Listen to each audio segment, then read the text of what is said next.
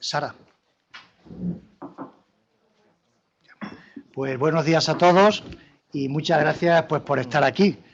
El motivo de haberos reunido es que vamos a celebrar el Día Internacional del Trabajo Social. La Universidad Internacional de La Rioja, desde su nacimiento, siempre ha tenido una clara vocación social.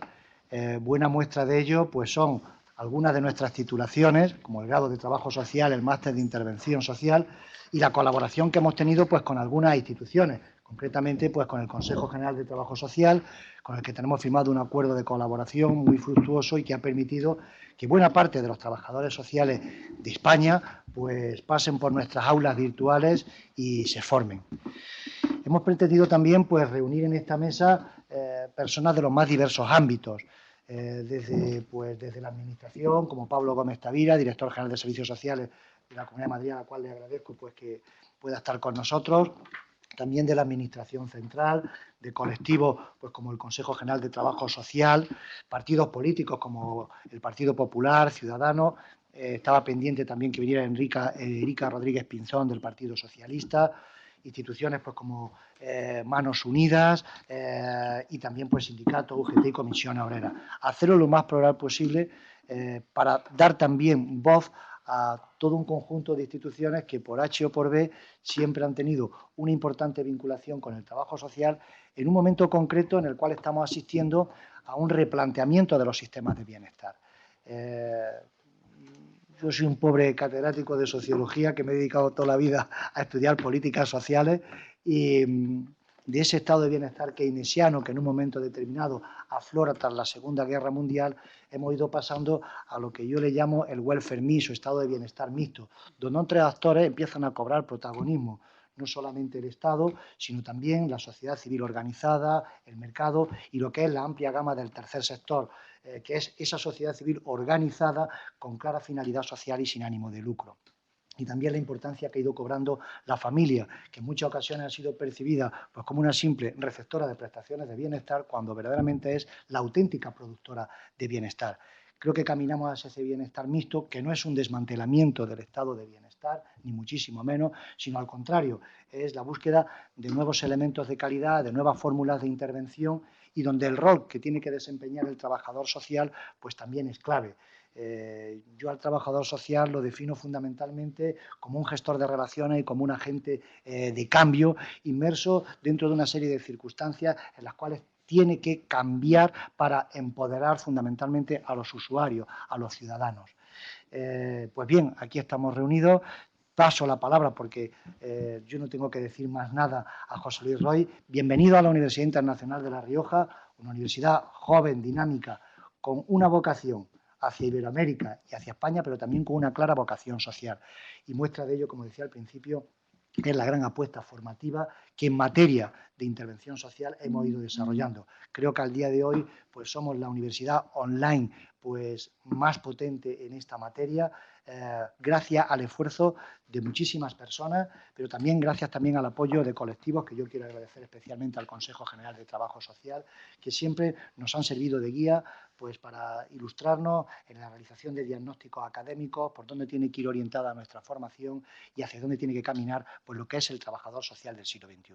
Muchas gracias y ya José Luis explica un poco también cuál es el mecanismo de funcionamiento de este coloquio que se está remitiendo a todos nuestros estudiantes de la Universidad Internacional de La Rioja. También se retransmitirá el debate y junto a ello quedará después grabado para que puedan tener acceso todas las personas que lo deseen. Muchas gracias de verdad por estar aquí y felicidades a todos los trabajadores sociales. Buenos días a todos, los que están aquí presentes y los que nos ven a través de Internet.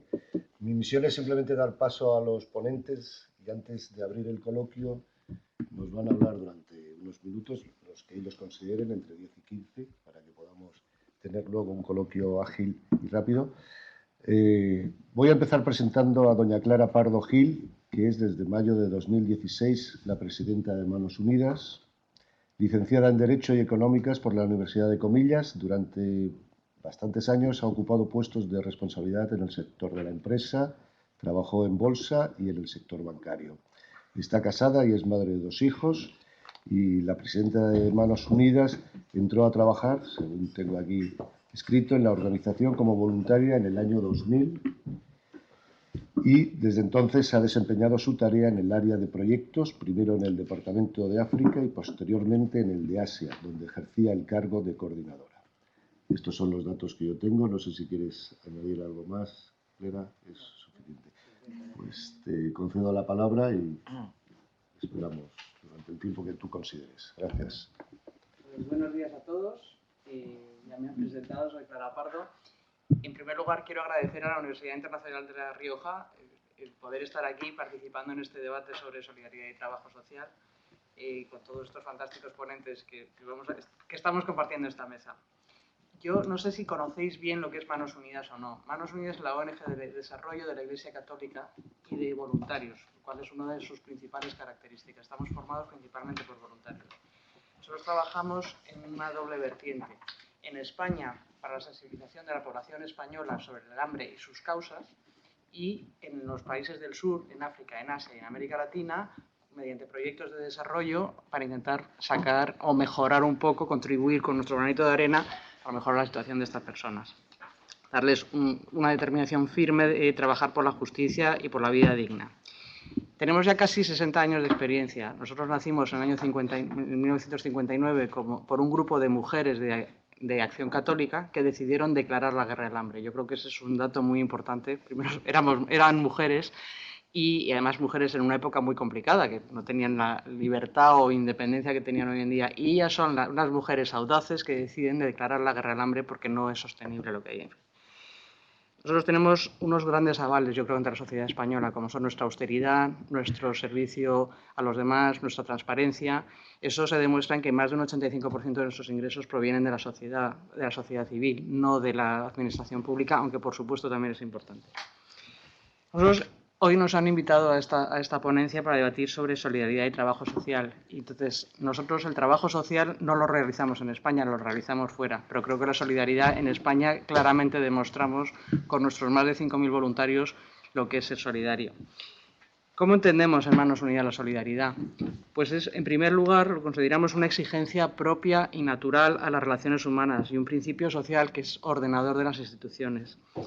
También una virtud moral. Todos tenemos que ser responsables de todos. Yo creo que hoy en día, en un mundo tan intercomunicado, tan global, no podemos permanecer indiferentes a la situación que hay en el mundo. Es solidaridad ante lo que consideramos una injusticia, el hambre en el mundo. Es un hambre que hoy en día afecta a casi 800 millones de personas. Es 1 de cada 9 personas pasa hambre, mientras que hay alimentos suficientes para dar de comer a 12.000 millones de personas. Es lo que se llama la paradoja de la abundancia. Y mientras tanto, y ese dato a mí nos tiene locos y además es nuestra campaña este año, 1/3 de los alimentos acaban en la basura, los alimentos que se producen.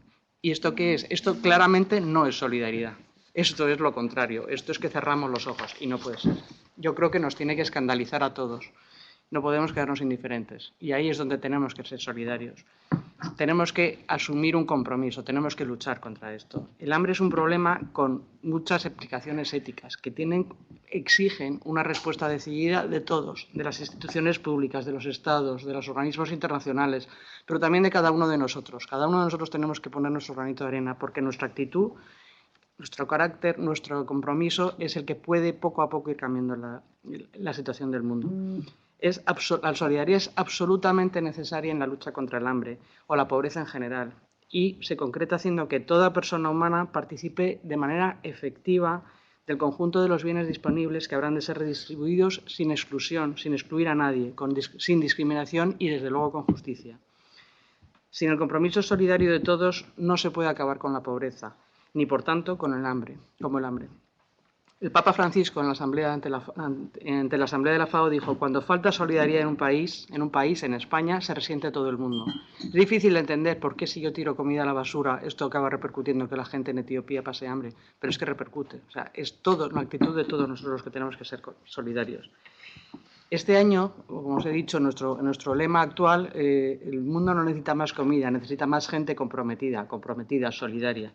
El mundo, comprometerse es una motivación, surge para actuar en coherencia con nuestra vida y nuestras libertades. Comprometerse en la lucha contra el hambre implica muchas cosas, pero entre otras que un cambio en nuestro estilo de vida puede mejorar la vida de muchos, para conseguir un mundo más justo y sostenible, y eso sí que es solidaridad. También tiene un componente, la solidaridad tiene un componente muy importante, que es el valor social. En Manos Unidas, como os he dicho, nuestra principal característica es el voluntariado. Más de 5.000 voluntarios repartidos en toda España, no fuera de España, porque nosotros no tenemos organizaciones fuera de España, no tenemos gente fuera, siempre trabajamos con socios locales fuera. Pero toda esta gente que participa activamente para intentar luchar por un mundo más justo.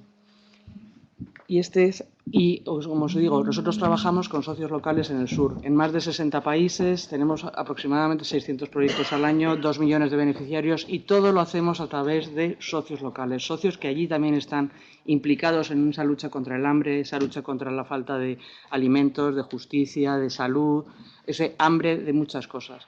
Y para nosotros son una parte fundamental, la otra pata que ayuda a esta solidaridad. Y son ellos, como os decía, los que van a desarrollar ese trabajo social que nosotros no hacemos directamente en España. Nosotros aquí lo que hacemos es una sensibilización. Ellos son igual de solidarios, o probablemente más. Yo creo que la gente más necesitada demuestra aún más que los que estamos aquí tenemos de todo, su ayuda. O sea, cuando hay una emergencia, ahora en Perú, hace poco en Ecuador, bueno, desgraciadamente todos sabemos todas las emergencias que hay, ellos son los primeros en arremangarse, en dar lo que pueden y nos piden ayuda, pero ellos son los que más están ayudando. Son una auténtica lección de vida para nosotros.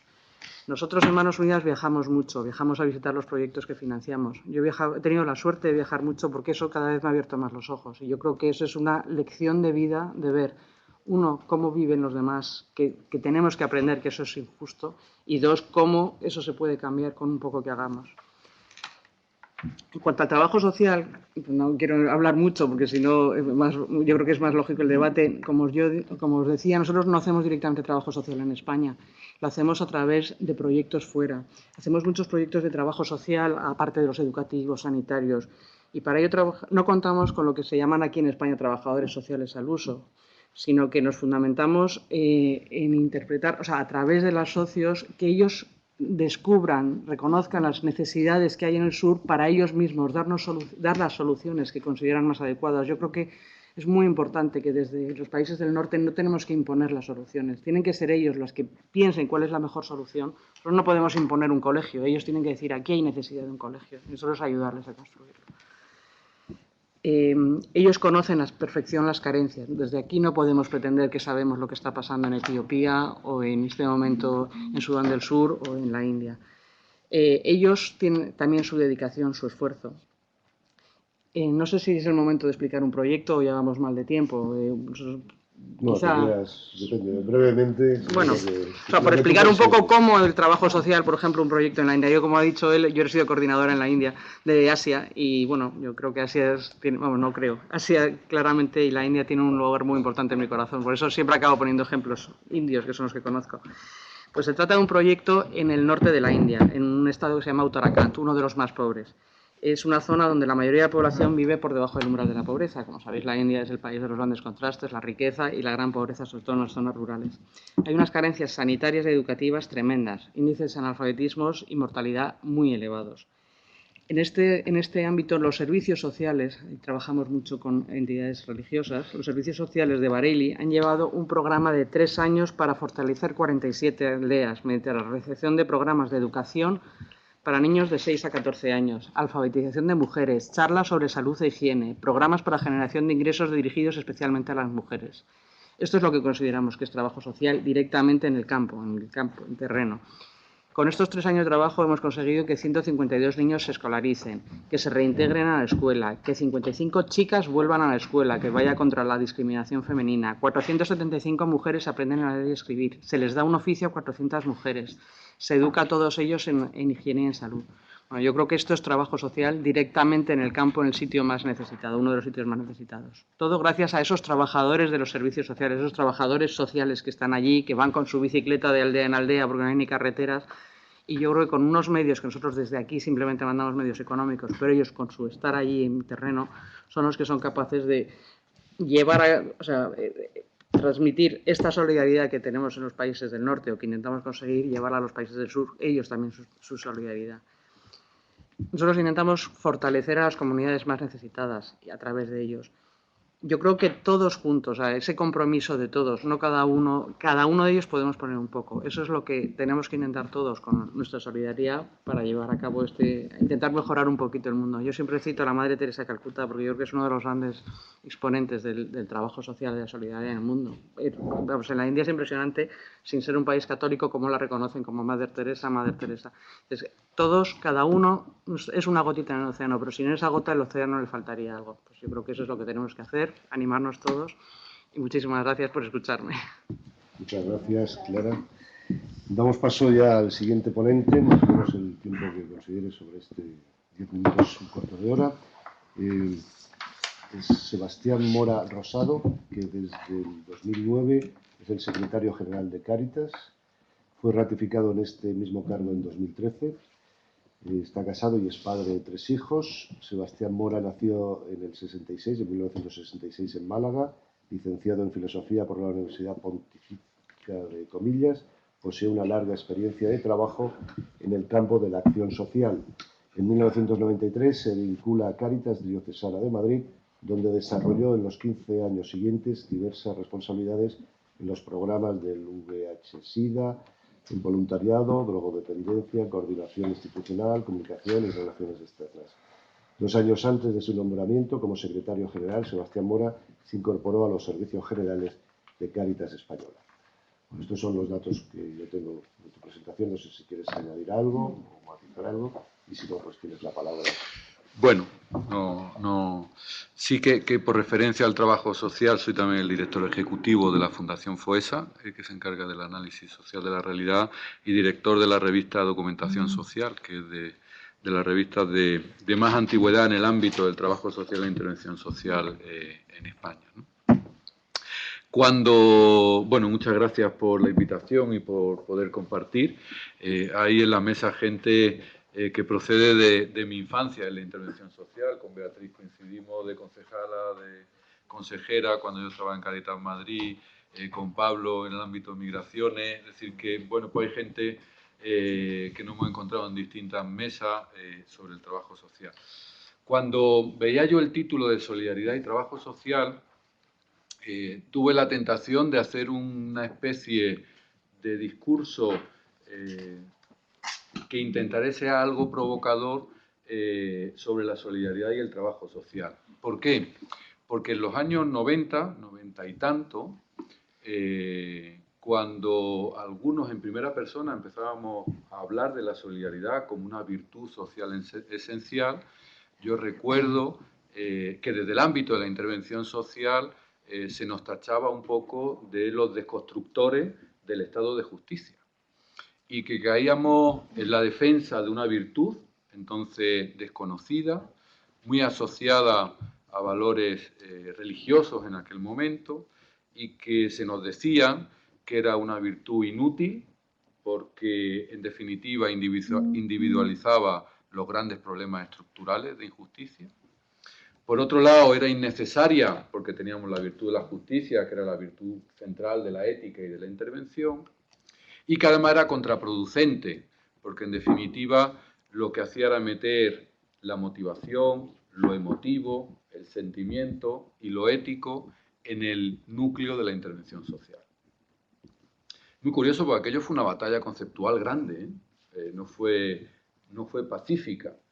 No fue pacífica en el ámbito de la filosofía del derecho, fue cuando se empezó a hablar de si había deberes de solidaridad o solo el derecho a recibir la solidaridad. Hubo grandes polémicas entre los defensores de la ética de la justicia, en el sentido más kantiano, rawlsiano en aquella época, de esa justicia distributiva de carácter formal, donde los defensores de la solidaridad éramos tachados como una especie de emotivismo, de neoasistencialismo, que de alguna forma iba a romper en aquellos años un estado de bienestar que en España era tremendamente nuevo, que era todavía muy débil y que se estaba conformando con mucha complejidad. Claro, es verdad que ese discurso en aquellos años surge en un momento de efervescencia de otros actores en el ámbito del estado de bienestar, ¿no? Decía el estado mixto. En los años 90 empiezan los grandes teóricos de las privatizaciones en el modelo público de intervención, no solo en el ámbito de los servicios sociales, sino en todos los ámbitos. Y de ahí venimos, y hay multitud de estudios de aquella época sobre el peso del sector público y las bondades de las privatizaciones del sector público. Cosas que después, vistas en la perspectiva de los años, vemos como aquellos estudios no midieron bien la costo-eficiencia, porque muchas de esas privatizaciones nos han costado mucho más dinero de lo que teóricamente nos ahorramos, ¿no? Pero sí que hubo una cierta ideología de lo privado como más eficiente, como más capaz, y que se aunó de alguna manera o se apropió el término solidaridad, que surgió de un ámbito mucho más de lo comunitario y social, como un ámbito mucho más liberal o neoliberal en aquellos momentos, y fue la virtud que contraponía un cierto neoliberalismo académico al ámbito de la justicia social, que era la virtud que se defendía desde una determinada línea política, pues más social, más comunitaria y más de otro entronque. Aquello fue una batalla en términos intelectuales, pero también en términos políticos, en términos de posicionamiento, también porque los que veníamos desde el sector del privado social, que en aquellos momentos emergía con mucha fuerza, si no éramos actores privados con ánimo de lucro, sino que éramos actores privados pero sin ánimo de lucro, lo que se llamó el privado social, empezaba a ocupar un espacio importante. Igual cuantitativamente en aquellos momentos tampoco era tan importante como ahora, pero sí que era muy significativo, especialmente en la atención a nuevas pobrezas, que se llamaba, o nuevos ámbitos, nuevos escenarios de exclusión, ¿no? Muy clásico fue, por ejemplo, la intervención con la aparición del VIH-Sida. Es decir, todos los primeros recursos de atención y de acogida y preventivo no surgieron del ámbito de lo público, sino del ámbito del privado social. Y después aquello, bueno, pues se fue reformulando de otra manera. ¿Qué nos quedó de aquello? ¿Qué nos quedó de aquello?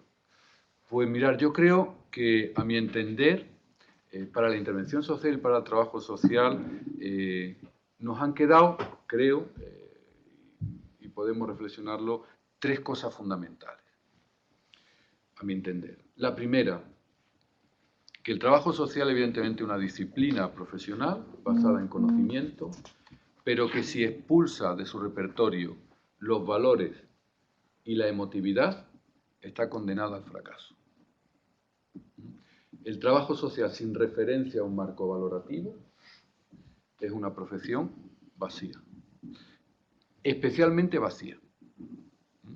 También pasa con algunas profesiones sanitarias y evidentemente en todas las profesiones tiene que haber una dimensión ética.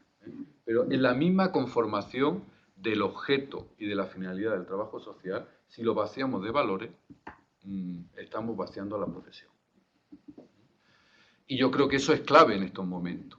O sea, ¿qué valores sustentan a la profesión del trabajo social? ¿Qué horizonte axiológico, qué horizonte ético sustenta el trabajo social como profesión? No solo qué deontología profesional practica el trabajador social, sino qué valores sustentan la profesión del trabajo social.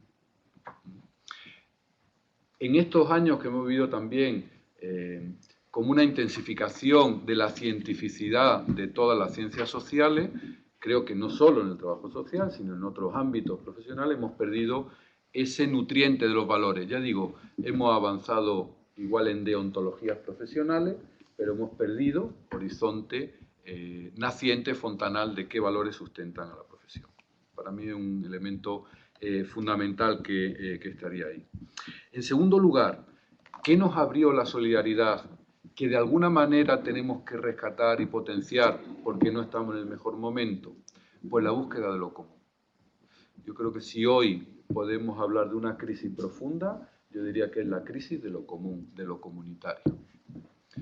Fijaros que es muy curioso, pero si leéis la nueva hornada de leyes de servicios sociales, es complejo encontrar a veces hasta el término social. Se habla de calidad de vida, se habla de interés general, se habla de necesidades, pero pues eso de el bien común, la justicia social, cuesta encontrarlo. Aparece, aparece, pero cuesta encontrarlo si la comparamos con la primera jornada de leyes de servicios sociales. Bueno, pues yo creo que ahí hay otro referente. El trabajo social necesita el entronque comunitario, más que nunca. Creo que el individualismo social que vivimos, el individualismo profesional que vivimos, nos hace caer en un trabajo social extremadamente individualista o trabajo social del caso. Y sin embargo, creo que el trabajo social del futuro será aquel que sea capaz de generar espacio común, nexo, vinculaciones, interdependencia. Yo siempre digo un poco también por contrastar, ¿no?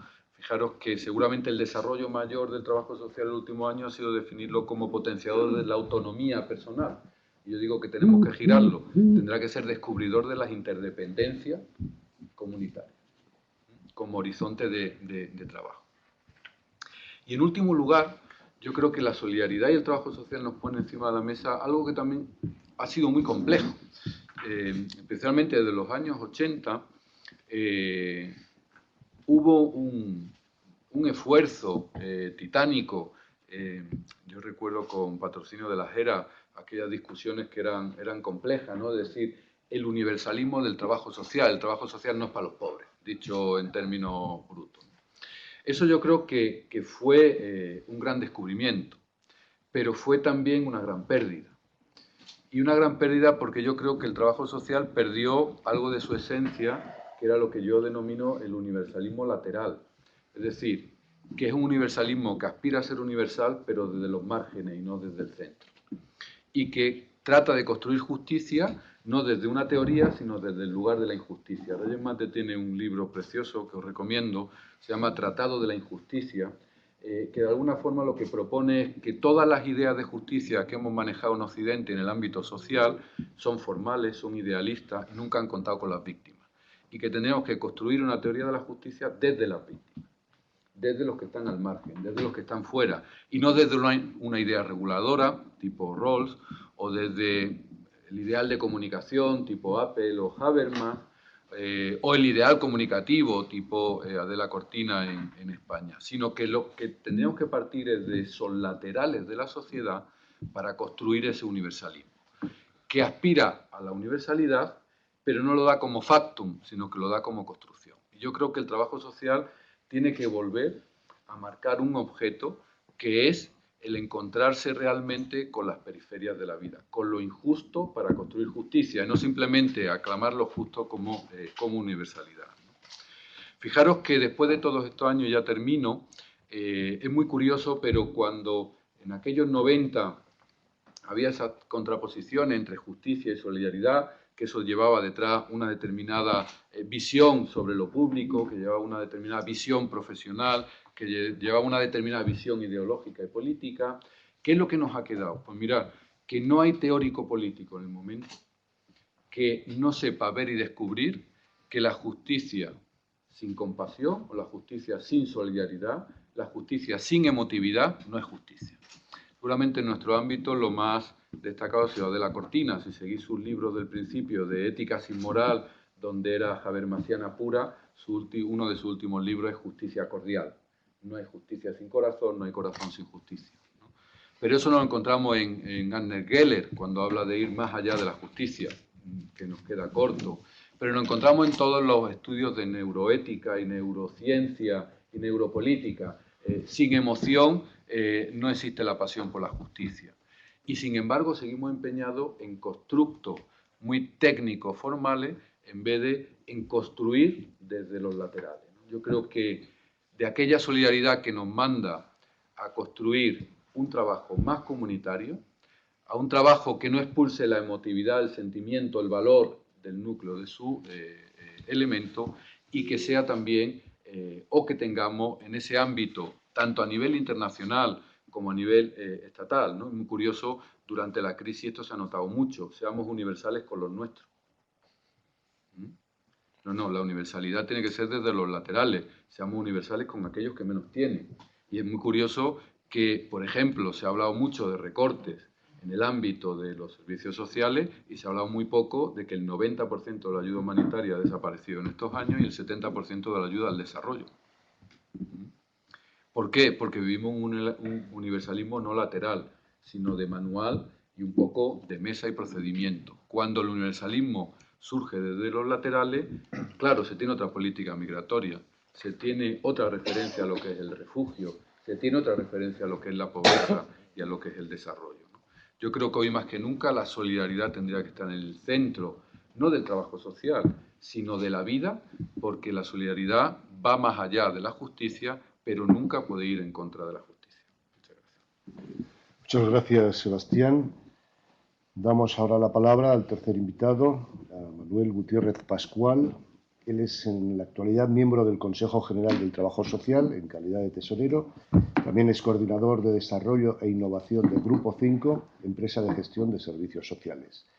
Como trabajador social posee una gran experiencia en la gestión de proyectos sociales en diferentes ámbitos, desde drogodependencias, mayores, personas sin hogar, violencia de género, intervención en emergencias, responsabilidad social corporativa, etc.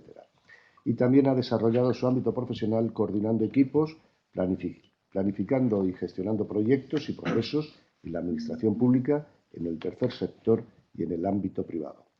Cuando quieras, Manuel. Pues nada, muy buenos días. Quiero actualizar la breve reseña porque desde hace un mes y medio he cambiado de lugar de trabajo y ahora soy director de servicios sociales en una mancomunidad aquí en la Comunidad de Madrid, en Las Vegas, ahí en Chinchón. Así que he cambiado el gorro de entidad privada por entidad pública. Así que bueno, las visiones del tercer sector, entidad pública, entidad privada, y más mi posición en el Consejo, la verdad que tengo la suerte de tener una visión de los distintos ámbitos. Entonces, en ese sentido, mi exposición como representante del Consejo tampoco espero ser talibán en contra de un sector o de otro, porque a veces en este momento revuelto, pues todos nos atrincheramos desde nuestros ámbitos diciendo que el de enfrente pues lo hace mal o tiene que tener más protagonismo un sector o otro. En primer lugar, gracias a la UNIR por organizar este desayuno, y este desayuno además tan plural, que estamos de distintos ámbitos, del tercer sector, del sector político, de la administración pública, y eso yo creo que va a generar un desayuno plural muy rico. Y luego pedir disculpas porque aquí en este lugar debería estar Ana Lima, que es la presidenta del Consejo de Trabajo Social, y precisamente como decía Manuel Herrera, esta semana es la Semana del Trabajo Social, el Día del Trabajo Social, y Ana además, ahora que es presidenta de la Federación Internacional del Trabajo Social de Europa, pues está ahora mismo en Naciones Unidas precisamente pues para visibilizar todas las cuestiones del trabajo social vinculado al desarrollo sostenible, que es ahora uno de los retos, como sabemos todos, de la sociedad actual y de la guía que pone Naciones Unidas en la actualidad. Entonces, bueno, pues pido ahí su disculpa por su ausencia. La verdad que Sebastián ha planteado ahí unos temas muy concretos, unos temas, como muy bien decías, que pueden generar polémica. Y bueno, pues no sé si empezar un poco con algunas cuestiones que tenía preparadas o no entrar ya al trapo de algunas cuestiones que sí que planteaba Sebastián, que con algunas de ellas pues sí que estoy de acuerdo, o con algunas de ellas puedo estar más en desacuerdo, pero que tiene su contexto, su explicación del por qué se hayan producido unas cuestiones y no otras. Me ha parecido muy interesante tu reflexión sobre la cuestión de la solidaridad y de ese debate de la solidaridad que se ha dado en algunos momentos concretos en la acción social y en el trabajo social. Yo creo que el trabajo social, uno de los problemas que ha tenido como profesión es el dignificarse o el dignificarnos como profesionales. El trabajo social, cuando el sistema de servicios sociales empieza a construirse en los años 80, nuestra aspiración como trabajadores sociales, y sigue siendo una aspiración en la actualidad, es que queríamos construir el cuarto pilar del estado de bienestar. Y nuestra referencia pues es el sistema educativo, el sistema sanitario, y decíamos, luego está el sistema de pensiones, y decíamos el cuarto pilar del estado de bienestar, pues queremos construir entre todos el sistema de servicios sociales. Entonces nuestra mirada era, pues si en el sistema educativo el profesional de referencia son los docentes, en el sistema de salud los profesionales de referencia es los médicos y enfermería, pues el profesional de referencia en el sistema de servicios sociales pues somos los trabajadores sociales. De hecho, en gran parte de las leyes de servicios sociales, y en concreto en la Ley de Servicios Sociales de la Comunidad de Madrid, el profesional de referencia, pues somos los trabajadores sociales. ¿Qué ocurre?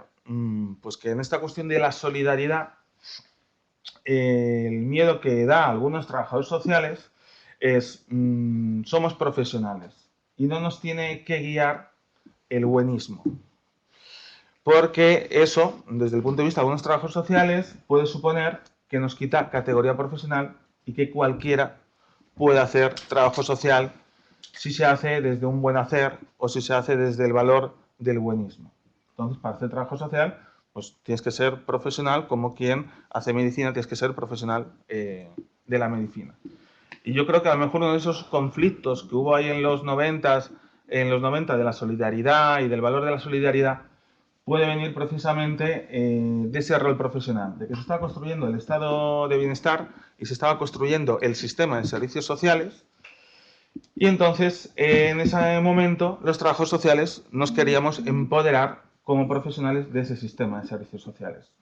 Y ahí viene la dicotomía de que en esas ganas de empoderamiento, a lo mejor en el camino, un poco como autocrítica del trabajo social, perdemos a lo mejor a veces el referente de que tiene que haber una base de valores que nos guíen. Una base de valores que nos guíe y que a veces pues nos hemos ido al otro extremo, que es como queremos ser profesionales y que se nos empodere desde la administración, pues al final nos hemos vuelto en algunas maneras más tecnocráticos que a los que hemos criticado muchas veces como tecnocráticos dentro de la propia administración. No sé si puede ser eso una causa del por qué ese debate del buenismo y del sentimiento que nos daba trabajar y plantear como una dicotomía la solidaridad con derechos sociales. Yo personalmente creo que al final, ¿qué es la solidaridad? Pues la solidaridad al final es, como bien acaba diciendo Sebastián, pues es la construcción del bien común entre los distintos actores que construimos el bienestar en la sociedad, el tercer sector, empresa privada, administración. Y creo que esa dicotomía no debe existir entre solidaridad y derechos sociales, porque desde el Consejo de Trabajo Social sí que en la última época venimos reclamando, y yo creo que viene el origen, también como bien decía Sebastián, de los 80, de Patro de las Heras, cuando ella reclamaba el universalismo de los servicios sociales, el tema de los derechos sociales, es decir, y se vincula a la beneficencia. Entonces aparecen como muchos conceptos por medio en el tema del trabajo social. ¿Qué reivindicamos? ¿Un trabajo social, unos servicios sociales para los pobres o para todo el mundo? A lo mejor en ese discurrir, como decía Sebastián, a lo mejor nos hemos olvidado de los laterales. Yo creo que en algunos momentos sí, nos hemos olvidado a lo mejor de los laterales, pero en general ese universalismo quiere incluir precisamente a los laterales y quiere incluir, como indica la ley de servicios sociales, a toda la ciudadanía que en algún momento de nuestra vida podemos necesitar de los servicios sociales. La famosa dependencia tiene muchas críticas, tiene muchas fallas, pero yo creo que una de las cosas que ha puesto encima de la mesa la dependencia es que cualquier persona en su ciclo vital puede necesitar un sistema de bienestar social y en concreto un sistema de bienestar social que atienda la cuestión de la dependencia. Yo creo que uno de los grandes logros de este sistema de la dependencia es que puso encima de la mesa la necesidad de ciertos derechos sociales en torno a la ciudadanía vinculado a un estado de bienestar. Por eso en ese discurrir de derechos sociales y en ese discurrir que decía Manuel, en el momento en el que estamos del estado de bienestar MIS, que no sabemos si vamos o si venimos ahora mismo entre la crisis, distintos cuestionamientos ideológicos del estado de bienestar, sí que desde el Consejo reclamamos una ley marco de servicios sociales a nivel estatal. Precisamente en las últimas elecciones tuvimos conversaciones con todos los partidos políticos y la verdad que nuestra sorpresa grata era que los 4 principales partidos políticos, Partido Popular, Ciudadanos, Partido Socialista y Podemos sí que incluían en su propuesta, pues en algún momento de la legislatura, meterle mano a montar una ley marco de servicios sociales. La madre del cordero, como todos podemos presuponer, es qué contenido se le da a esa ley marco. Y en esa ley marco, al final, tiene que generar un nuevo modelo de servicios sociales a nivel estatal. Y como sabemos todos, pues uno de los problemas, una de las críticas que hacemos desde el Consejo es que el Estado autonómico ha tenido muchas cuestiones positivas en la descentralización y creemos que los servicios sociales tienen que estar cercanos a lo local, pero creemos que en ese cercano a lo local y a la descentralización que ha habido en los últimos años, pues ha habido una disparidad de políticas sociales y de servicios sociales que creemos que ha acrecentado una desigualdad en España de una manera bastante, dicho muy llanamente, de una manera muy brutal. Entonces podemos ver unas disparidades y unas desigualdades en prestaciones sociales y en atención al ciudadano que no tiene nada que ver con lo que se hace en Andalucía, con lo que se hace en País Vasco, que es el ejemplo que normalmente ponemos, o incluso lo que se hace en Madrid con otra comunidad autónoma. Entonces, por eso creemos que esa ley marco, yo creo que puede generar, y ese trabajo que se inicia en algún momento en la legislatura, puede generar un debate interesante, como el que se está generando esta mañana, para que los distintos sectores, tercer sector, administración pública, entidades privadas, empecemos a generar un debate estructurado de un nuevo modelo de servicios sociales. Porque sí que desde el Consejo consideramos que la crisis ha sido un momento catártico para decir, bueno, pues nos tenemos que sentar y generar un nuevo modelo de servicios sociales. Y un nuevo modelo cogiendo aquellas cosas positivas que se han construido en estos últimos 30 años, pero también viendo y siendo autocríticos entre todos de aquellas cosas que no han funcionado. Por eso, precisamente, esta mañana comentábamos ahí en el desayuno un poco pues todo el tema de la innovación social, que yo creo que en servicios sociales se lleva innovando desde hace tiempo con algunas cuestiones, como los centros especiales de empleo, que ahora los llamamos algunos centros especiales de empleo emprendimiento social y cambiamos los nombres y tal, pero sí que es necesario innovar en servicios sociales. Y sí que hay ahí una autocrítica desde el colectivo de trabajo social, que en general a veces somos un colectivo conservador. Yo creo que la típica frase de virgencita, virgencita, que me quede como esté, lo preferimos a que de repente nos digan ¿y por qué en atención al modelo de personas sin hogar no lo cambiamos radicalmente porque lo que hemos estado haciendo no funciona? O de repente que Mercedes es experta, ¿por qué no medimos realmente el retorno a la inversión en impacto social? Y de repente eso se lo dices a algunos compañeros de trabajos sociales y te dicen, es que eso es terminología de empresa. No, mire usted, es que al final es dinero público, tiene que estar por encima de los valores de la solidaridad, pero tiene también que estar por encima, al mismo tiempo, con el valor de la solidaridad, el valor un poco de ser eficientes y de ser un poco generar un impacto social, pues lo típico, si tienes con pocos recursos, pues generar mayor impacto social, que es un poco de las cuestiones que se hace con todo el tema del impacto social. Y la innovación social también viene ligado a lo que decía, por ejemplo, Sebastián, al tema de que muchas veces hemos construido servicios desde el pedestal de los profesionales, pero, por ejemplo, sin contar con los usuarios. A mí me parece curioso que un banco quiere construir un nuevo modelo de atención al cliente y entonces construye toda una metodología de diseño de servicios en el que tiene en cuenta a los clientes y la opinión de los clientes, para que ese cliente se sienta más a gusto y se sienta mejor atendido. Y curiosamente en servicios sociales ya empiezan a haber algunas experiencias pilotos para grupos de excursión con personas sin hogar para diseñar sus propios servicios y tal, pero no hemos tenido en cuenta. Entonces a veces te encuentras con servicios que van en contra de la conciliación de la vida laboral y familiar de las personas usuarias cuando pretendemos que sean servicios universales, o que van en contra de cosas tan normales, de que en servicios de personas sin hogar, que yo trabajo una temporada, a veces la comida se les entrega a las 12 de la mañana y al mismo tiempo les estamos pidiendo que hagan búsqueda activa de empleo. Pues si a una persona se le da comida a las 12 de la mañana, no se le puede pedir luego que haga búsqueda activa de empleo ¿a qué hora? A las 10, si a las 11 ya tiene que estar haciendo cola en el comedor social. Entonces, son cosas como que chirrían en los modelos que estamos construyendo de servicios sociales, y por eso el tema de innovación social lo vemos también fundamental en el Consejo. De hecho, una de nuestras propuestas que hacíamos a los partidos políticos era generar pues, un gran observatorio de servicios sociales o incluso un gran observatorio que se llamara de innovación social, tanto en las administraciones autonómicas como a nivel central, para que las administraciones públicas al final son las impulsoras de que el resto de actores vayan moviéndose en torno a una dirección.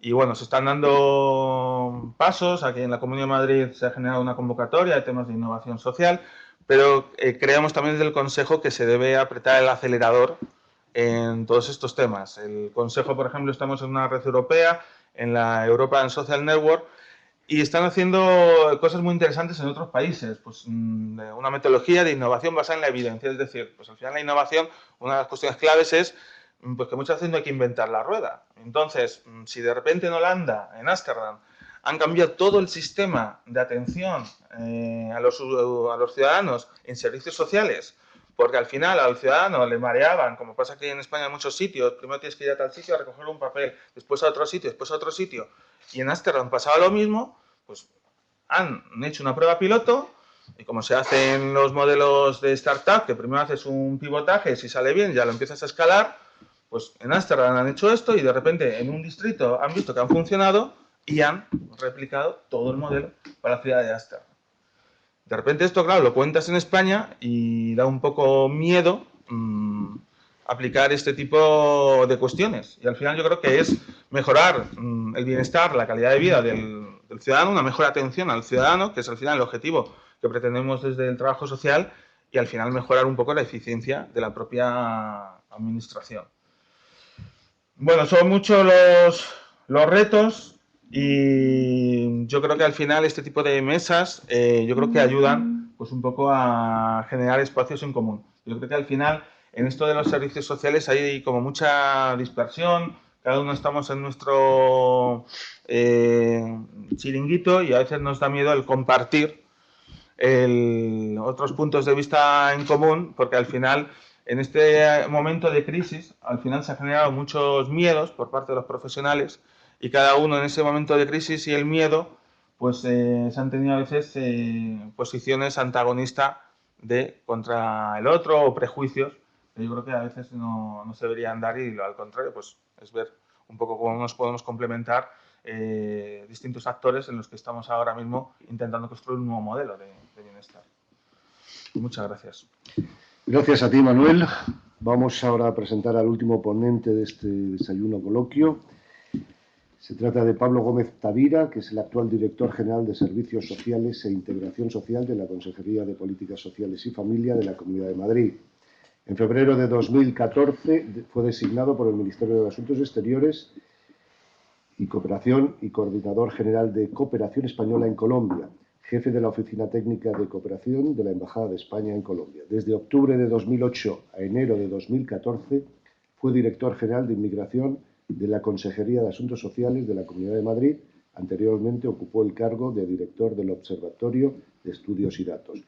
Fue también coordinador de la Unidad de Programas Especiales de Atención a Inmigrantes y Refugiados del IMSERSO, perteneciente al Ministerio de Trabajo y Asuntos Sociales. También ha sido coordinador del Máster de Cooperación Internacional de la Universidad de Comillas y profesor del Máster de Inmigración, además de consultor en el Consejo Superior de Cámaras de Comercio. Ha trabajado como impulsor, voluntario y cooperante en diversas asociaciones y ONG dedicadas a la acogida e integración de inmigrantes. Pues Pablo, tienes la palabra, también 10 o 15 minutos, lo que tú consideres. Fréname, José Luis. Te frenaré. Para eso estoy a tu lado. Me he puesto aquí para... Muchísimas gracias, José Luis. Manuel, gracias por la invitación a participar en este desayuno, otras autoridades de la UNIR. Compañeros ponentes iniciales, a quienes conozco desde hace tiempo y aprecio su extraordinaria labor, y a otros compañeros en la tarea y el debate político, especialmente a Beatriz Elorriaga, concejala del Ayuntamiento de Madrid, a Alberto Reyero, a Erika, y bueno, pues también quien nos representa desde la sociedad civil organizada, de la que también quiero hablar, la Fundación Tomillo, y los sindicatos que como interlocutores sociales pues en agenda política ponen de manera continua la lucha contra la pobreza, la desigualdad y qué hacer para que nuestra sociedad sea más cohesionada. Y ese es el reto, ¿no? La cohesión social está en agenda política, la lucha contra la pobreza está en agenda política. La crisis nos ha hecho poner la atención en la prima de riesgo, en la deuda.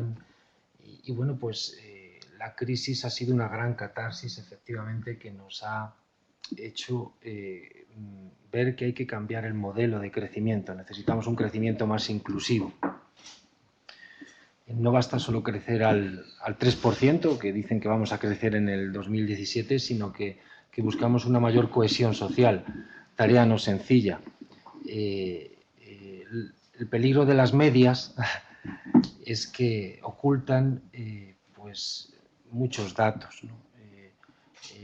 El mundo, según los nuevos Objetivos de Desarrollo Sostenible, que es la agenda internacional, tiene una agenda de lucha contra la pobreza y de cohesión internacional que no solo afecta a los países más empobrecidos o del sur, también afecta a los países del norte. La agenda de Objetivos de Desarrollo del Milenio era para los países más empobrecidos, la agenda de desarrollo sostenible es para todos. Y esta agenda mundial también sirve para España y ahí tenemos una serie de obligaciones, ¿no?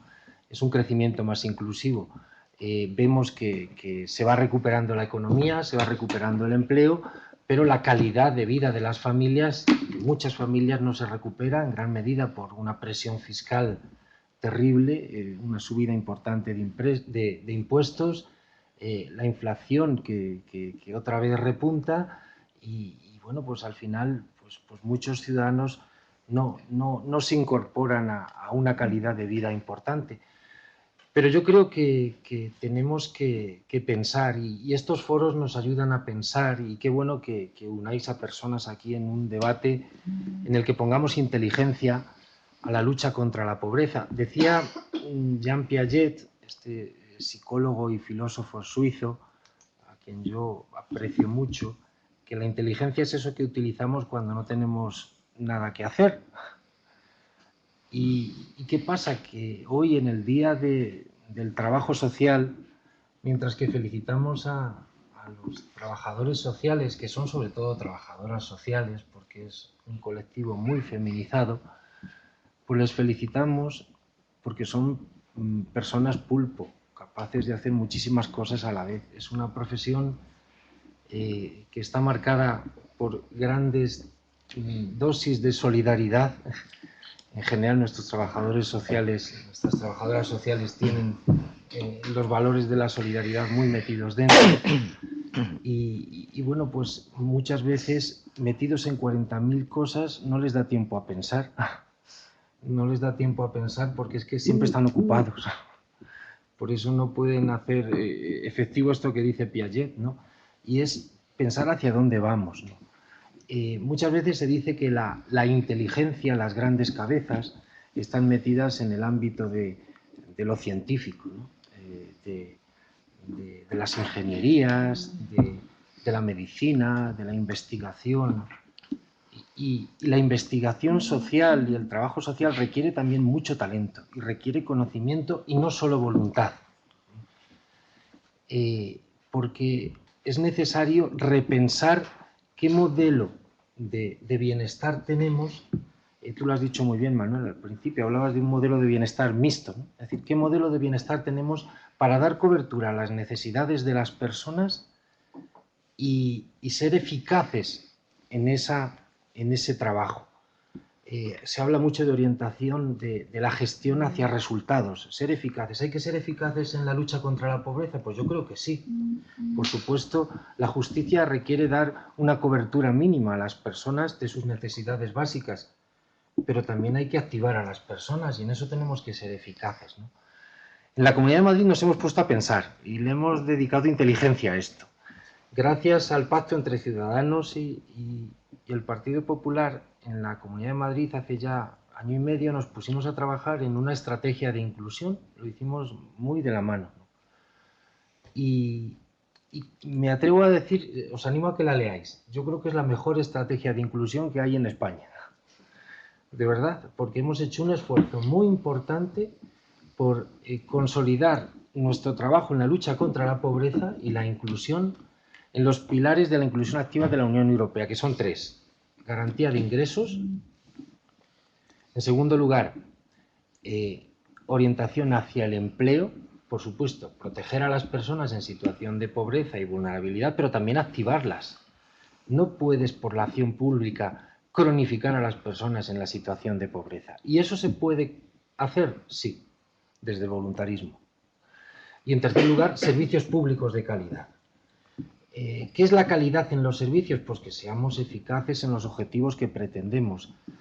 Y en ese sentido, te vuelvo, a pesar de que ha sido muy breve, pero has dicho varias cosas, Manuel, en las que yo estoy. O sea, servicios públicos en un modelo público mixto. O sea, es decir, la responsabilidad siempre es pública, la garantía de los servicios siempre ha de ser pública, pero la prestación de los mismos pues puede ser en alianzas con la sociedad civil organizada, a través de empresas o a través de entidades no lucrativas, con papeles distintos, pero yo creo que aquí tenemos que ser capaces de hacer alianzas público-privadas para ser más eficaces en la lucha contra la pobreza. Por supuesto, el papel público es garantizar, pero no prestar todos los servicios. Se habla de coproducción de servicios, ¿por qué no?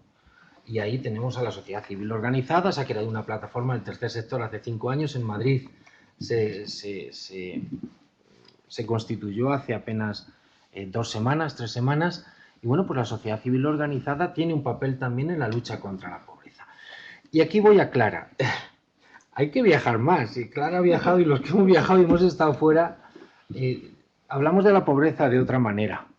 La crisis nos ha hecho bastante insolidarios. Y nos ha hecho bastante egoístas. Y hemos sobredimensionado la pobreza que tenemos aquí. No olvidemos que más de 1.300 millones de personas viven con menos de $1 al día. Y 2.800 millones viven con menos de $2 al día. Y esto hay que decirlo. Y aquí nos escuchan en otros lugares donde hay hambre. O sea, en España hay hambre. Pues yo me atrevo a decir que hay malnutrición. Hay situaciones de pobreza, pero no hay hambre. Tiramos los alimentos. La crisis nos ha hecho muy insolidarios y es lamentable, y estoy con Sebastián, o sea, decir, esto que se haya reducido el 90% de la ayuda humanitaria, el 70% de la ayuda al desarrollo, yo soy muy crítico con esto, muy crítico, porque creo que nos hemos hecho tremendamente insolidarios. La cooperación internacional tiene un valor extraordinario en el alivio de la pobreza, sino en la erradicación, y es un instrumento de relaciones internacionales maravilloso, no suficientemente bien aprovechado. Entonces, la crisis nos ha hecho muy insolidarios y nos ha hecho pues, no valorar lo que tenemos, que no es poco. Y aquí pues, hay bolsas de pobreza importantes. Y ahí voy a nuestro trabajo. Luchemos contra la pobreza con eficacia. Eso requiere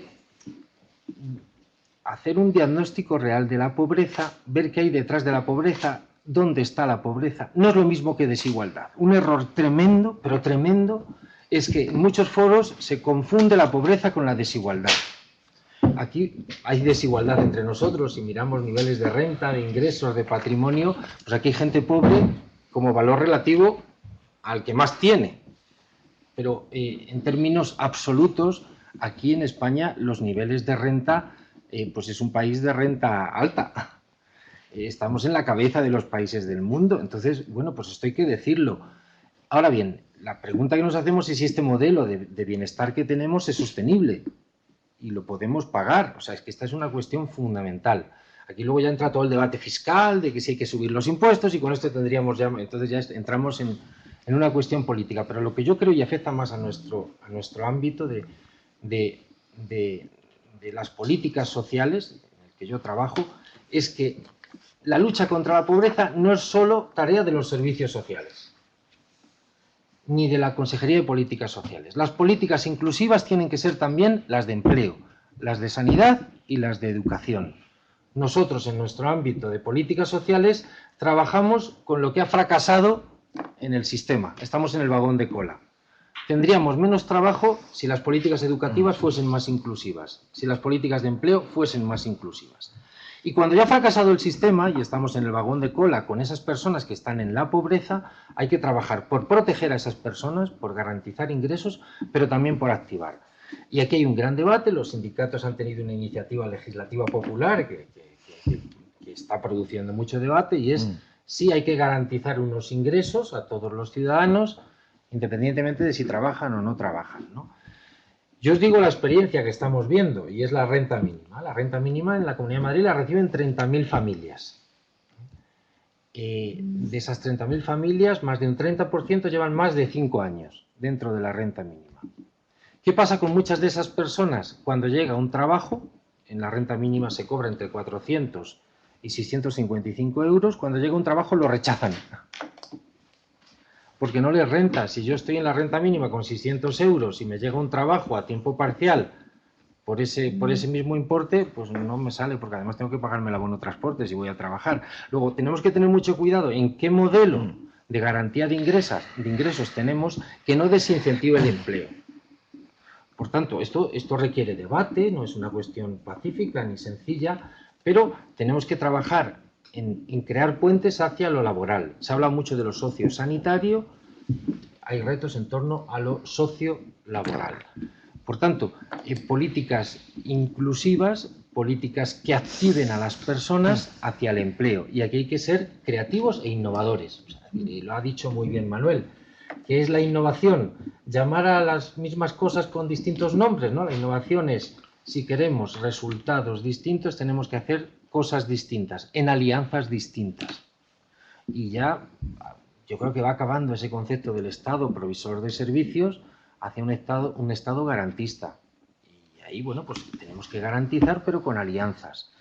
Y conseguir resultados en la activación de las personas. Y no cronificar a las personas en la situación de pobreza con los niveles de economía sumergida que tenemos en el país. Porque, bueno, pues el Lazarillo de Tormes, bueno, es de nuestra literatura y forma parte de nuestra esencia unos niveles de economía sumergida muy elevados. Entonces, bueno, pues tenemos que ser capaces de innovar, tenemos que ser capaces de coproducir servicios, tenemos que orientar nuestros servicios hacia las personas. Y aquí, pues, tenemos una etapa nueva de nuevas tecnologías, es decir, los trabajadores sociales, las trabajadoras sociales están agobiados en medio de cantidad de papeles, se pasan el día haciendo papeles para tramitar prestaciones. Y tenemos muchos servicios orientados a prestaciones, pero no a las personas. Pues claro, lo que dicen los trabajadores sociales es que no me da tiempo a más, y con teclear aquí en las bases de datos. Entonces, las nuevas tecnologías permiten hacer cosas distintas que no estamos haciendo. En la Comunidad de Madrid, dentro de la estrategia de inclusión, hemos pensado en un expediente social único. Es decir, cuando va una persona a los servicios sociales, el pobre trabajador social acude al SIUS, que es una base de datos, pero no sabe si esta persona es demandante de empleo o no, porque se lo diga el usuario, pero no sabe si ha recibido una beca de comedor o no, no sabe si está recibiendo del banco de alimentos. Luego, la sociedad civil organizada pues tiene sus estructuras, pero no siempre coordinadas con los servicios de información nuestro. Bueno, pues yo creo que aquí tenemos que hacer grandes alianzas para luchar contra la pobreza. Un país con los niveles de crecimiento del 3%, con el PIB que tenemos, no se puede permitir bolsas de pobreza como las que tenemos. Aquí es posible erradicar la pobreza con más facilidad que en otros lugares. Se requieren nuevas alianzas, se requiere más innovación, coproducción de servicios, diagnósticos adecuados y alianzas. O sea, aquí sí que merece la pena hacer alianzas en la lucha contra la pobreza, sin lugar a duda. Y aquí tenemos que ser apreciados en lo que hacemos. El trabajador social no puede ser el cajón desastre de todo lo que no quieren los demás. ¿Se decide esto dónde? Para servicios sociales. Pues no. Queremos dignificar esta profesión, que es una profesión extraordinaria que en los momentos de crisis ha sangrado. Y queremos valorar también la sociedad civil organizada. La sociedad civil organizada tiene un papel de denuncia extraordinario, de intervención. Están en un momento muy importante de alianzas que queremos que den resultados. Y bueno, pues ojalá seamos capaces de innovar. Muchas gracias, Pablo, por someter el tiempo y palabras. Gracias a Pablo Gómez Tavira, a Clara Pardo, a Sebastián Mora y a Manuel Gutiérrez por vuestra intervención, vuestras inteligentes palabras. Yo creo que, si os parece bien, abrimos el debate, el coloquio, para que yo no entorpezca mucho. Creo que lo mejor es que el que desee participar, nos conocemos, os conocéis mucho, pero bueno, que diga un poco su nombre y su puesto y vayamos funcionando con libertad de movimientos y de palabra. Quien quiera tomar la palabra, ¿quieres tú o quieres lanzar alguna cuestión? Sí, por favor. Erika. ¿Hace falta o me escuchan? Para que se oiga Para el streaming para los alumnos. Bien, yo, bueno, lo primero, disculparme porque llegué un poco tarde, hoy fue un mal día para innovar en caminos para llegar hasta aquí, así que lo siento muchísimo. Bien, aquí vengo como concejala del Ayuntamiento de Madrid, pero me toca por otros sitios esta invitación, que agradezco muchísimo además, porque llevo muchos años trabajando en la cooperación al desarrollo, pero además tengo el inmenso honor de ser profesora en esta casa y justamente en un máster de intervención social. Así que, claro, tengo, digamos, una visión que ahora mismo es bastante completa de todo, y bastante, me supone un problema, ¿no? Desde el nuevo papel que asumo ahora como político, en toda esa construcción de todo lo que he visto en el terreno, de todo lo que sé de la cooperación, de todo lo que me he enfrentado al trabajo en el terreno, ¿cómo se traslada a la política? Eso ahora lo tocaré.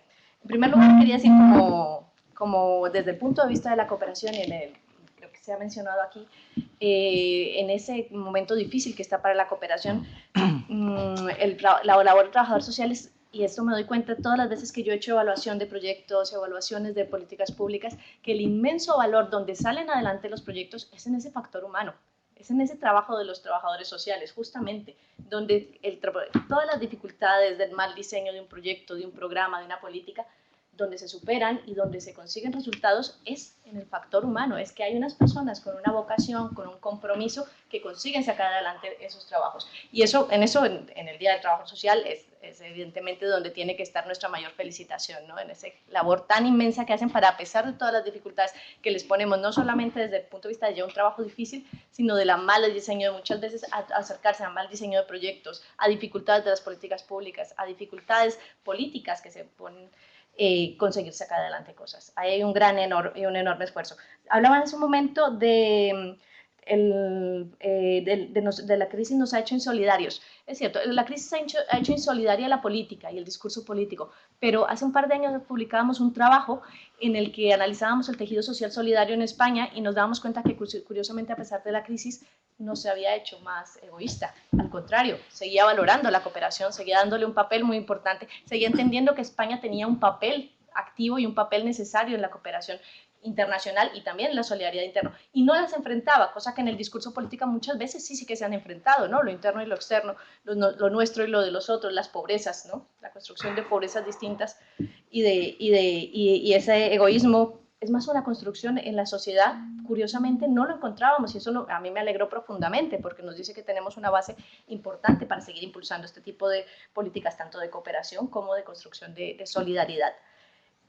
Por otro lado, ya como desde el punto de vista de mi experiencia también como profesora en estas áreas, se ha mencionado mucho la innovación. Y una de las grandes preocupaciones que tenemos, como les digo, tenemos una materia humana impresionante, ¿no? Un factor humano que llega a profesionalizarse en el área del trabajo social, que ya de por sí tiene un valor agregado personal. ¿Cómo enseñarles a innovar? ¿Cómo enseñarles a pensar? ¿Cómo enseñarles a tener esas capacidades, no solamente de resolver lo burocrático, no solamente de resolver el problema humano al que se enfrentan, sino enseñarles a innovar, a ser creativos? Se enseñan otras facultades, pero las facultades de trabajo social, las facultades que tienen que ver con lo social, ese es el gran reto, enseñar a innovar, enseñar a construir empresa social. Y ahí es donde yo, personalmente como profesora, me lo pregunto mucho, ¿no? ¿Qué estoy haciendo yo para enseñarles a esto? ¿Cómo estoy enseñándoles a que ellos sean realmente productores de cambios?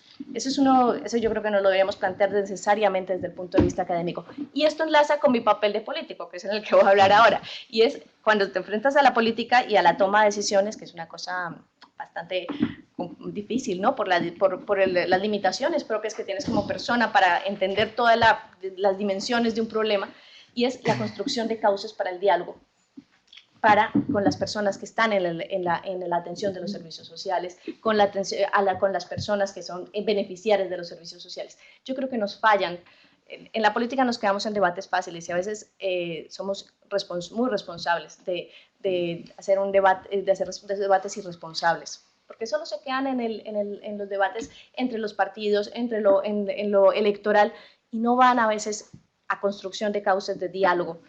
Obviamente con sectores grandes están construidos hace muchos años, con los sindicatos y tal, pero ¿cómo construimos esos cauces de diálogo con las otras voces? ¿Cómo construimos esas cauces de diálogo con los que están prestando los servicios? ¿Cómo innovamos en esa construcción de cauces de diálogo? Yo creo que ese es otro de los, desde el punto de vista de lo político, ese es el gran reto, ¿no? El construir esos cauces que nos permitan tener eso que tú planteabas, ¿no? Cómo desde la experiencia del usuario cambiar las cosas, no desde el debate político, porque nosotros como políticos no tenemos esas respuestas, no tenemos la respuesta a todo, sería absurdo pensarlo. La respuesta está justamente en los que hacen el trabajo, y es en ese caso donde yo veo ese gran reto de la construcción de causas. Gracias. Gracias a ti. Sí, por favor. Sí, yo simplemente quería, por un lado, matizar un poquito la intervención de Pablo en relación a la cronificación de la pobreza, porque creo que conozco a Pablo y sé que no es su intención, pero muchas veces tendemos a poner el peso de la responsabilidad en la persona que está en esa situación. Cuando hablamos de la cronificación de la pobreza, yo soy partidario de que todo sistema de garantía de ingresos o de rentas mínimas tiene que ir orientado a la activación del empleo. Pero a veces cuando hablamos que el perceptor de una renta mínima rechaza una oferta de empleo, muchas veces es que porque el propio sistema lo que le hace es le empuja a rechazarlo, porque no hay una pasarela clara entre los sistemas de empleo y los de renta mínima. De hecho, si a mí alguna persona perceptora de una renta mínima me pidiera consejo, yo le diría no cojas ese trabajo, porque muchas veces los trabajos son de un mes, de 2 meses. Eso en la situación actual interrumpe la percepción de la renta mínima, y hasta que acceden a la renta mínima, pues muchas veces pues pasa tiempo, y tenemos que ser capaces, y yo sé que en ese sentido se está trabajando, de que eso no se produzca y que luchemos realmente contra esa cronificación, porque si no al final ponemos el peso en la persona que está en esa situación, en la economía sumergida, y realmente yo creo que eso es un poco, hace borrosa la situación. Yo creo que es importante que eso se clarifique. Y por otro lado, en el tema de la innovación, yo creo que es algo en lo que tenemos que apostar de manera clara. Manuel ha comentado que los trabajadores sociales serán conservadores. En ese sentido, yo creo que la sociedad española es conservadora en general, y con eso no me refiero a conservadora que sea de derechas, sino puede ser conservador de derechas y de izquierdas. A veces tenemos determinados prejuicios y determinadas reformas y cambios, pues lo que hacemos es, antes de entrar en el debate, lo rechazamos. Yo creo que en ese sentido nosotros, y lo sabes, Manuel, porque pues, estuvimos hablando cuando presentamos una iniciativa de bonos de impacto social, pues era algo que era novedoso, que bueno, pues además iba en la tendencia a que las políticas sociales pues se pudieran medir y eso tuviera un determinado retorno, etc.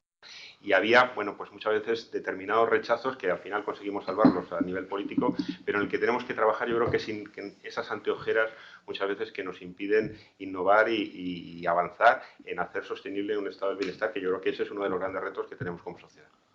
Gracias, Alberto. Creo que Mercedes Valcárcel quería comentar algo. Bueno, aunque me conocéis casi todos, me presento. Yo soy la directora general de Fundación Tomillo.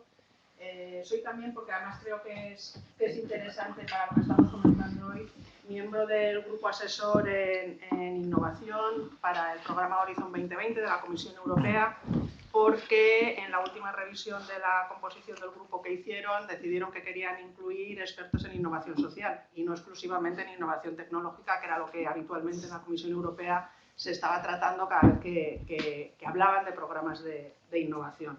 Con lo cual, los temas de innovación social cada vez se están incorporando más, incluso a nivel político, de forma transversal en todos los ejes. Bueno, como perfil profesional, yo soy abogada y economista, como Clara, doctora en Ciencias Empresariales, y he trabajado 15 años en sector empresarial y público y llevo 10 años en sector social. Yo quería comentar varios temas de los que ha salido. Uno, bueno, me ha parecido muy interesante la presentación que han hecho Clara y Sebastián.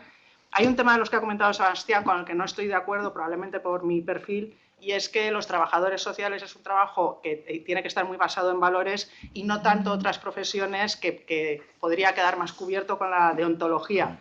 Yo realmente creo que si queremos hacer un mundo distinto, todas las profesiones tienen que estar basadas en valores, incluidos los abogados, los economistas, los ingenieros. Y realmente, además, a mí lo que me produce alegría es que creo que la gente joven ahora mismo sí está yendo hacia ese modelo. Bueno, pues compañeros que tengo en grandes empresas que siguen contratando mucha gente joven todos los años y demás, valoran muchísimo el poder no solo realizar su trabajo, sino realizarlo de una forma mucho más completa y solidaria con otras personas y otras entidades, lo cual me parece una noticia muy, muy positiva. Y desde luego yo, con la visión del mundo que tengo, es por donde entiendo que deberíamos ir, y liga mucho con la parte emocional que comentaba Sebastián, que efectivamente es crítica. A mí me hace gracia porque se ha puesto de moda, vamos a decir, últimamente, el tema del storytelling, de no, tú cuando cuentas las cosas tienes que emocionalizarlas y demás, y en realidad es que pues todos somos personas, con lo cual tenemos que vivir en un mundo en el cual se ponga también en valor esa realidad, con nuestras emociones y demás, en el trabajo y en otros aspectos. Pasando a lo que hemos comentado también de temas de intervención, yo estoy completamente de acuerdo en que la intervención no solo tiene que ser individual, sino que tiene que afectar también a las comunidades de las personas con las que trabajamos. Yo creo que la mayoría de las organizaciones estamos teniendo ya este tipo de enfoque, porque si no, no tiene mucho sentido lo que hacemos. Y desde luego, en esa realidad, todos los temas de innovación y emprendimiento social, que efectivamente los centros especiales de empleo y las empresas de inserción laboral son empresas sociales, ahora que todo el mundo, y llevan años funcionando, pero bueno, ligado también a otras formas de resolver la realidad. Yo soy muy partidaria de compartir buenas prácticas, y además cuando te mueves a nivel internacional ves que se hacen cosas muy, muy interesantes. Yo, como soy un poco bruta, digo que en realidad lo que tenemos que hacer es copiar lo bueno y ya está. Pero bueno, creo que es un buen camino a seguir. Y dentro de todo esto, a mí me gustaría hacer mucho hincapié en un tema que creo que es crítico, que va ligado a escasez de recursos y a lo eficaces y eficientes que tenemos que ser, dada esa realidad. Yo creo que hay que ser eficaz y eficiente con independencia del entorno, pero que es la parte de gestión. A mí me parece crítico que realmente seamos muy serios en los temas de gestión. En los temas de gestión entendidos de una forma amplia. Es decir, yo estoy pensando, hablábamos de temas de rentas mínimas y demás. Efectivamente, yo creo que lo que tenemos que hacer es, los que tenemos responsabilidades sobre estos aspectos, ser capaces de definir buenos modelos que permitan que no se cronifiquen las situaciones. Y es responsabilidad nuestra que estos buenos modelos se definan y se puedan implementar. Yo recuerdo en la tesis, que la leí ya hace varios años, analizando temas de pobreza en Estados Unidos y rentas mínimas. Bueno, pues ellos es lo que habían detectado y lo que habían hecho era cambiar el modelo, realmente. O sea, es nuestra responsabilidad como profesionales de estos sectores. Entonces, para mí es gestión definir modelos, para mí es gestión definir canales y cauces de comunicación. Creo que también es muy importante ser capaces de, con esos canales y cauces, es una forma de innovación social también, de conseguir que todos colaboremos, muy ligado a los temas de colaboración público-privada y demás. Y luego, bueno, yo que efectivamente estoy especializada en medición de impacto y evaluación de políticas, a mí me parece crítico. Me parece crítico porque además es una de las, yo creo que es una de las principales debilidades que tenemos ahora mismo.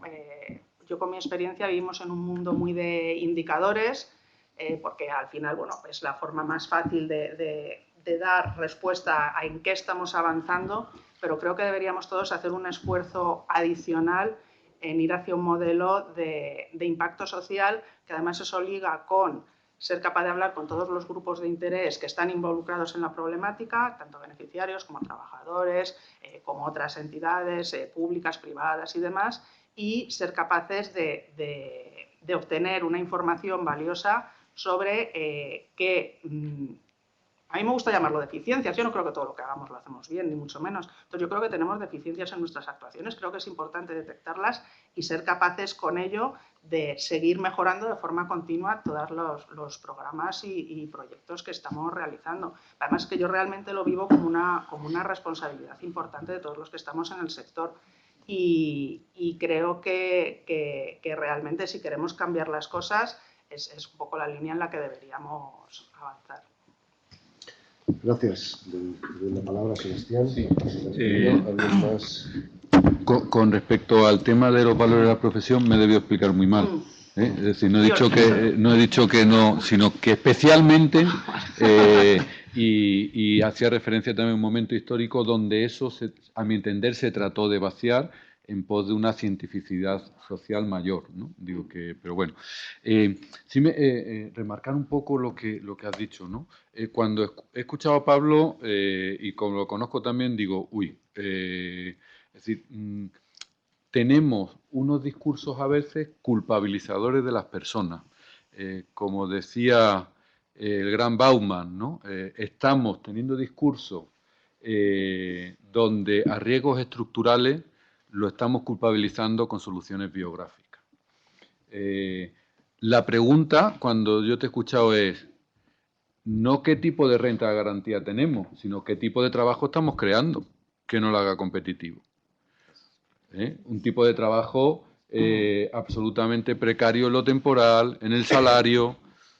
Fijaros, un dato desde la intervención de Cáritas.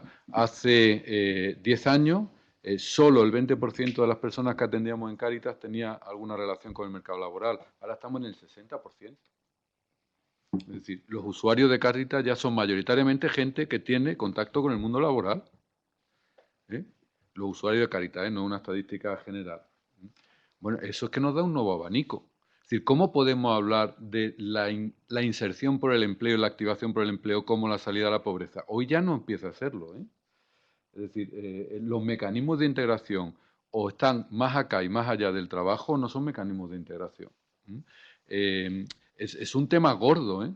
Por eso cuando decía Manuel, tenemos que pensar en un nuevo sistema de servicios sociales, yo digo, no, primero tenemos que pensar qué tipo de sociedad queremos para después ponerle los servicios sociales que queremos, ¿no? Y yo creo que eso es clave, ¿no? Y por eso en Cáritas hablamos del doble derecho. La gente tiene derecho a un ingreso cuando no lo tiene y tiene derecho al mejor servicio público que le active. Pero son derechos separados, Es decir, porque al final, fijaros, con el tema garantía de ingreso e inclusión, hemos vuelto a las políticas del siglo XVI. Política del siglo XVI. Quien no trabaje, que no coma, que decía San Pedro. Es Luis Vives, Digo, que pone encima de la mesa algo que es lo más contradictorio de la intervención social, no del trabajo social, que como fenómeno moderno tiene un ámbito de libertad y de inclusión, pero también de control social. Entonces, cuidado cómo equilibramos y balanceamos eso. Porque estamos cargando biográficamente todo el peso de la estructura. Porque ese discurso después nos viene al contrario. Y yo que soy guapo, inteligente, que emprendedor, que he llegado al éxito, soy magnífico. Porque se divide la doble moneda. El que ha quedado arrumbado es que no ha querido. Y el que de alguna forma estamos arriba es que somos first quality, ¿no? No. Digo, si yo he triunfado en algo es porque he tenido gente que me ha ayudado, que me ha apoyado, y muy poco por mis capacidades, ¿no? Y yo creo que ahí nos jugamos mucho, los discursos que tengamos sobre la sociedad y sobre las personas que están abajo en la sociedad. Que evidentemente hay picaresca y tal, y en la gente que tiene mucho dinero, y en la gente que tiene mucho estudio, y en muchos ámbitos de nuestra realidad hay picaresca. Hay picaresca, digo, en muchos ámbitos, ¿no? Hay corrupción en muchos ámbitos. También, evidentemente, en el de la pobreza, cuando además lo que te está jugando es sobrevivir. Sobrevivir, ¿no?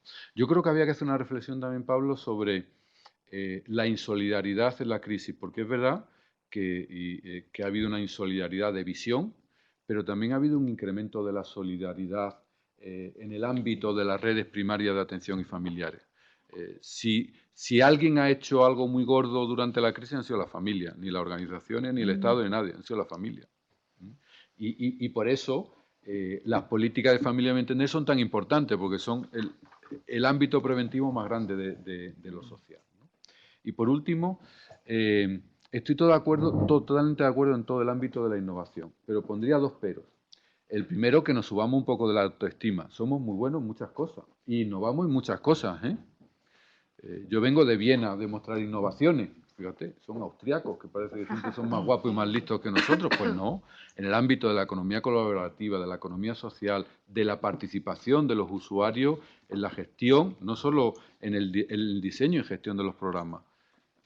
Somos pioneros en muchos tratamientos sobre la inmigración, que no lo han tenido en Europa. Lo hemos hecho muy bien con el tema de la inmigración. Ahora empezamos un poco a flojear, pero lo hemos hecho muy bien. Es decir, que subamos un poco la autoestima. En lo social somos buenos. Y cuidado con las tecnologías de la innovación social, como dicen en Analytics, cuidado con la innovación sin sociedad.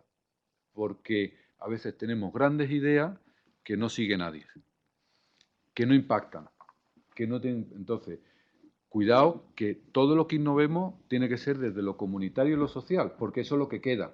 Lo otro pues, puede ser un premio, lo otro puede ser algo para publicar o incluso una tesis, ¿no? Pero la innovación es con sociedad y a partir de la sociedad, no de un tecnólogo de lo social, que estamos mucho, sino de abajo arriba, al final es lo que va quedando. Yo creo que eso también es un aprendizaje de las políticas de cooperación.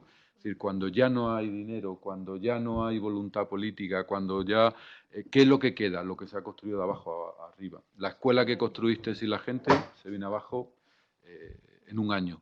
Lo que construiste desde abajo queda. Y yo creo que eso, en la lucha contra la pobreza aquí en innovación, lo que queda es lo que construyas con la gente de abajo arriba. Gracias, Sebastián. Está Eva también. Perdona, Bueno, da igual. Pues me parece estupendo en este momento porque además es que es el momento perfecto para enlazar con lo que ha dicho Sebastián. Bueno, empiezo presentándome, que no me di cuenta, perdón. Soy Eva López Simón, soy secretaria de Políticas Sociales de UGT Madrid.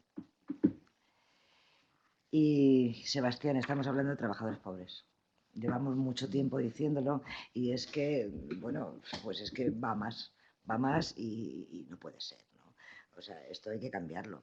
Estamos hablando de trabajadores que trabajan pocas horas al día por poco dinero con unos salarios míseros que no dan para vivir y eso no puede ser, eso hay que darle la vuelta y estamos hablando de la reforma laboral, el daño que ha hecho la reforma laboral, que habrá tenido su parte buena, si no lo niego, pero la mayor parte es mala. Entonces, esto hay que modificarlo, hay que cambiarlo, hay que darle una vuelta y tenemos que ir hacia otro sitio, hacia un estado de bienestar y un estado, además, lógico, donde el trabajo sea una garantía de poder vivir dignamente y donde esto vaya en aumento. No es solución el número de puestos de trabajo que se están creando si estos trabajos son tan sumamente precarios que no dan para vivir. Y por eso muchas personas rechazan en un momento dado un puesto de trabajo porque están cobrando una renta mínima. Y por eso, que Pablo y yo ya lo hemos hablado, cuando el número de familias que están cobrando la renta mínima sobrepasa los 5 años, es un gran esfuerzo para la consejería, es un gran esfuerzo que se está haciendo y al mismo tiempo es un fracaso. La renta mínima es una renta mínima de inserción. Y cuando estamos hablando de inserción, se trata de que es algo temporal. Es algo temporal que no puede durar en el tiempo y no puede llevar a más de 5 años el tema. Si va a tanto tiempo, en algo estamos fallando y eso hay que cambiarlo y darle una vuelta. Y ojalá llegue el momento en que nos sobre dinero y lo dediquemos a otra cosa. Eso tiene que ser el objetivo, el que no haga falta esa renta mínima de inserción porque realmente sea algo momentáneo y sea algo para dar una salida en un momento dado a una persona y punto. Ese yo creo que es el objetivo y creo que todos estamos de acuerdo. ¿Cómo lo hacemos? Pues no lo sé, pero hay que darle una vuelta, hay que trabajar en ello y hay que verlo. Y luego en el tema del trabajo social, los trabajadores sociales, yo entiendo perfectamente la visión de Clara y cuando nos habla de la India. La India te cambia la visión de la pobreza y eso es cierto. O sea, todos deberíamos de hacer un viajecito y ver de lo que estábamos hablando porque es que es otra cosa, es otro mundo. Yo recuerdo en Delhi, una imagen que no me olvidaré nunca de ella, unos niños peleándose con un perro, niños muy pequeños, o sea, estamos hablando de niños, no sé, 2 años, 4 años, uno un poquito más mayor, otro, pero muy pequeños los dos. y peleándose con un perro por un trozo de pan que había tirado un turista. O sea, eso tremendo, brutal. Y eso lo he visto yo. O sea, eso es algo que yo creo que jamás me olvidaré de esos 2 niños y ese perro. Y eso es la India. Entonces, claro que lo entiendo perfectamente. Pero el trabajo social es otra cosa. Aparte de la pobreza, que lo estamos centrando solamente en la pobreza, el trabajo social es mucho más. El cuarto pilar del estado de bienestar son los servicios sociales, que yo sí que creo en ellos, y que eso tendrá que ir en aumento y tendrá que ir solidarizándose, ¿no? Solidificándose en la sociedad. Es algo más. Y es la soledad. La soledad es algo tremendo. Y es algo que va más también, que en nuestra sociedad parece mentira, ¿no? Siglo XXI es algo que va en aumento. Personas mayores, personas muchas veces no tan mayores, ¿no? Entonces, ahí hace una labor importantísima y tienen que seguir haciéndola y hay que primarla y hay que además, dentro de nuestra sociedad, no sé, aplaudirla. Está también otra parte muy importante, que es todo el tema de la inmigración, ¿no? El cómo la gente que llega de fuera realmente termina estando en nuestra sociedad, se termina integrando, ¿no? Ahí también el trabajador social hace un trabajo impresionante, ¿no? Y es algo que tampoco se reconoce de forma clara y suficiente, ¿no? Y es un trabajo muy complicado, muy difícil. Entonces, yo creo que el abanico habría que abrirle y habría que ver todo esto, ¿no? Bueno, yo creo que me voy a autocortar yo sola, ¿sabes? Porque es algo, no sé, es algo que a lo mejor merece la pena 2 desayunos más, pero sí que habría que profundizar en ello y ver cómo desde todos los ámbitos de la sociedad se puede ayudar a esto, ¿no? Y bueno, lo dejamos aquí. Gracias, Eva, no por censurarte, sino invitarme. Aurelio, querías... Sí. Bueno, soy Aurelio López Baraja, consejero delegado de Supercuidadores, un proyecto de emprendimiento social impulsado por la UNIR, fundamentalmente para dar formación y asistencia especializada a un colectivo cada vez más numeroso, como son los cuidadores y las personas dependientes, es decir, cuidadores familiares y profesionales de personas mayores, discapacitadas y dependientes. Vamos hacia un envejecimiento de la población. Esto es una realidad a afrontar. En las últimas décadas, por cada 4 o 5 años, aumenta la esperanza de vida 1 año. El índice de natalidad está en 1,26 hijos por mujer. Y la esperanza de vida, que ahora está en España en alrededor de 83 años, nos vamos a más de 90 para el 2050. El porcentaje de personas mayores de 65 años, pues ahora mismo está en el 18% aproximadamente, se va a duplicar para esa fecha. Y aquí hay una oportunidad de empleo. Y hilando con la mesa de hoy, yo creo que la mayor solidaridad que puede existir es proporcionar empleo para todos.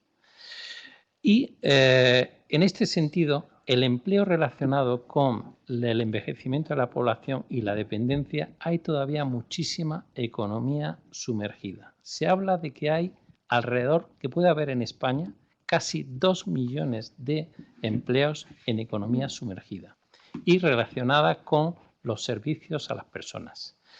Ya la administración y la administración estatal se ha puesto, y yo creo que con políticas acertadas, en aras a profesionalizar figuras como pueden ser las de los auxiliares sociosanitarios, los cuidadores profesionales, y exigen, y para 31 de diciembre de este año, todo el personal sociosanitario que trabaje en residencias, centros de día o prestando servicios sociales de atención a personas dependientes, tendrán que tener una titulación oficial que garantice, y que es lo que va a garantizar, es la calidad del servicio que se le presta a esas personas dependientes.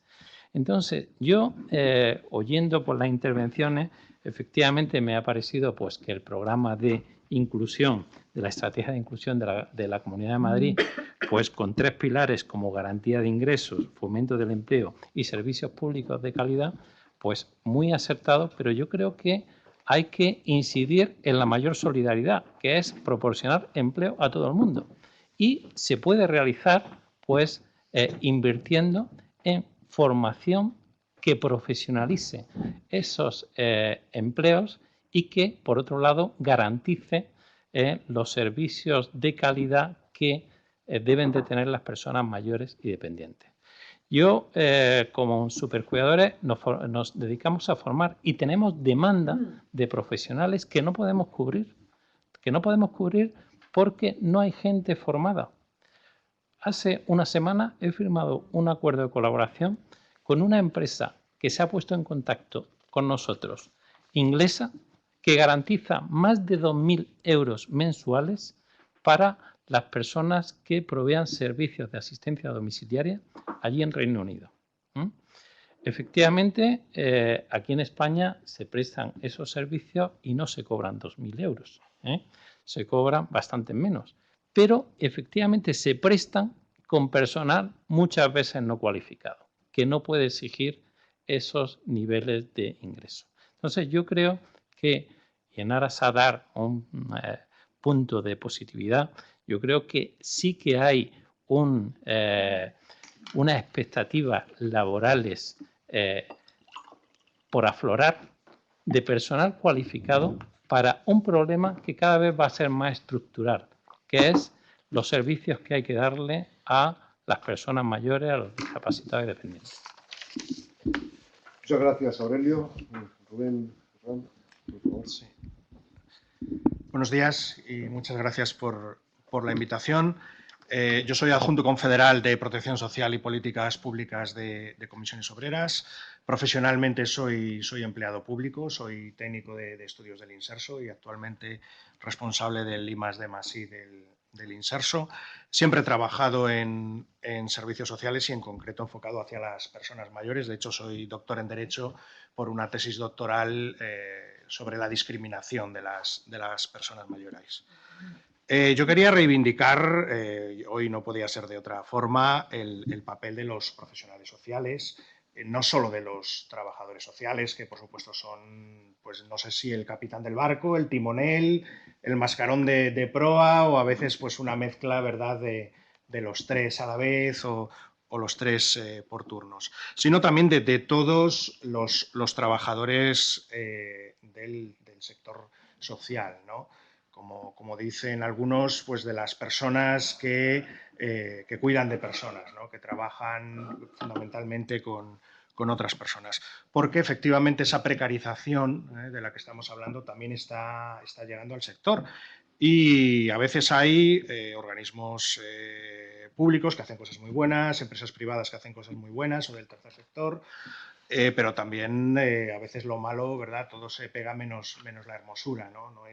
No es patrimonio solo de un sector determinado, ¿no? El año pasado tenía en mis manos más de 100 contratos de 1 y 2 días y 3 días que había hecho una administración pública solo para una residencia, ¿no? en concreto, ¿no?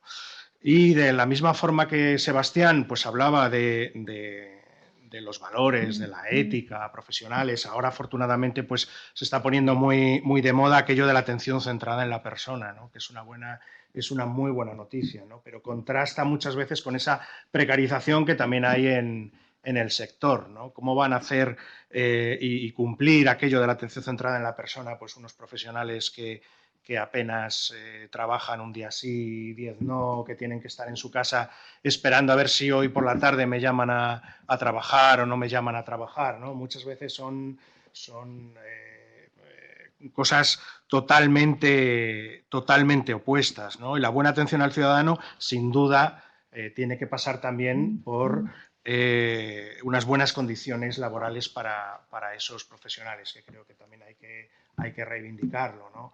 Hay trabajadores sociales, por ejemplo, y Manuel lo sabrá muy bien y lo conocerá también como yo, en muchos sitios en la administración pública que prácticamente están siempre trabajando en la administración pública, pero pasando de un puesto a otro, nunca pasan de las interinidades, ¿verdad? Son interinos hoy aquí, mañana allí, mañana son trabajadores sociales en salud, al día siguiente están en un hospital, al otro día están en los servicios sociales municipales, pues hay que reivindicar esto, ¿no? Porque de la misma forma que cuando nosotros acudimos a nuestro médico de familia, ¿verdad? Cómo nos fastidia de repente encontrar una cara distinta, ¿no? Cómo nos fastidia decir, no, pero ¿usted quién es? O sea, a mí me atiende Francisco normalmente, yo le voy a contar a usted eso que tengo, que no sé qué, pues igual cuando nos encontramos hoy a un trabajador social, mañana a otro, ¿no?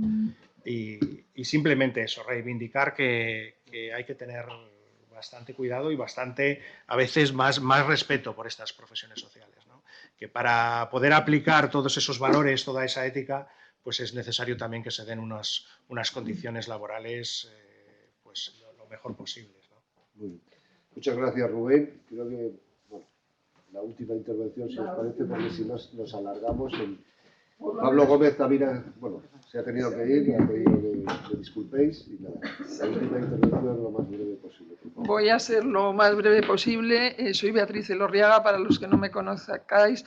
En este momento estoy en el Ayuntamiento de Madrid, en el Grupo Popular, pero bueno, he pasado también por otras instituciones, siempre dedicada a los temas sociales, con lo cual, a lo largo de todos los años que me he dedicado a esto, he visto lo cambiante que es este mundo y la situación que hemos tenido que vivir adaptándonos, ¿no? de una manera constante. Yo, en el Día de los Trabajadores Sociales, creo que hay que resaltar mucho el trabajo de estas personas y tener en cuenta que los ayuntamientos son la puerta de entrada en general a todas las políticas sociales y, por tanto, tienen un equipo de trabajadores sociales absolutamente profesional, que sabe lo que hace y que yo creo que es la base para luego dirigir a la persona hacia otros departamentos, ya que en el ayuntamiento solo se atienden servicios sociales primarios y los especializados tienen que derivarse a la Comunidad de Madrid, con lo cual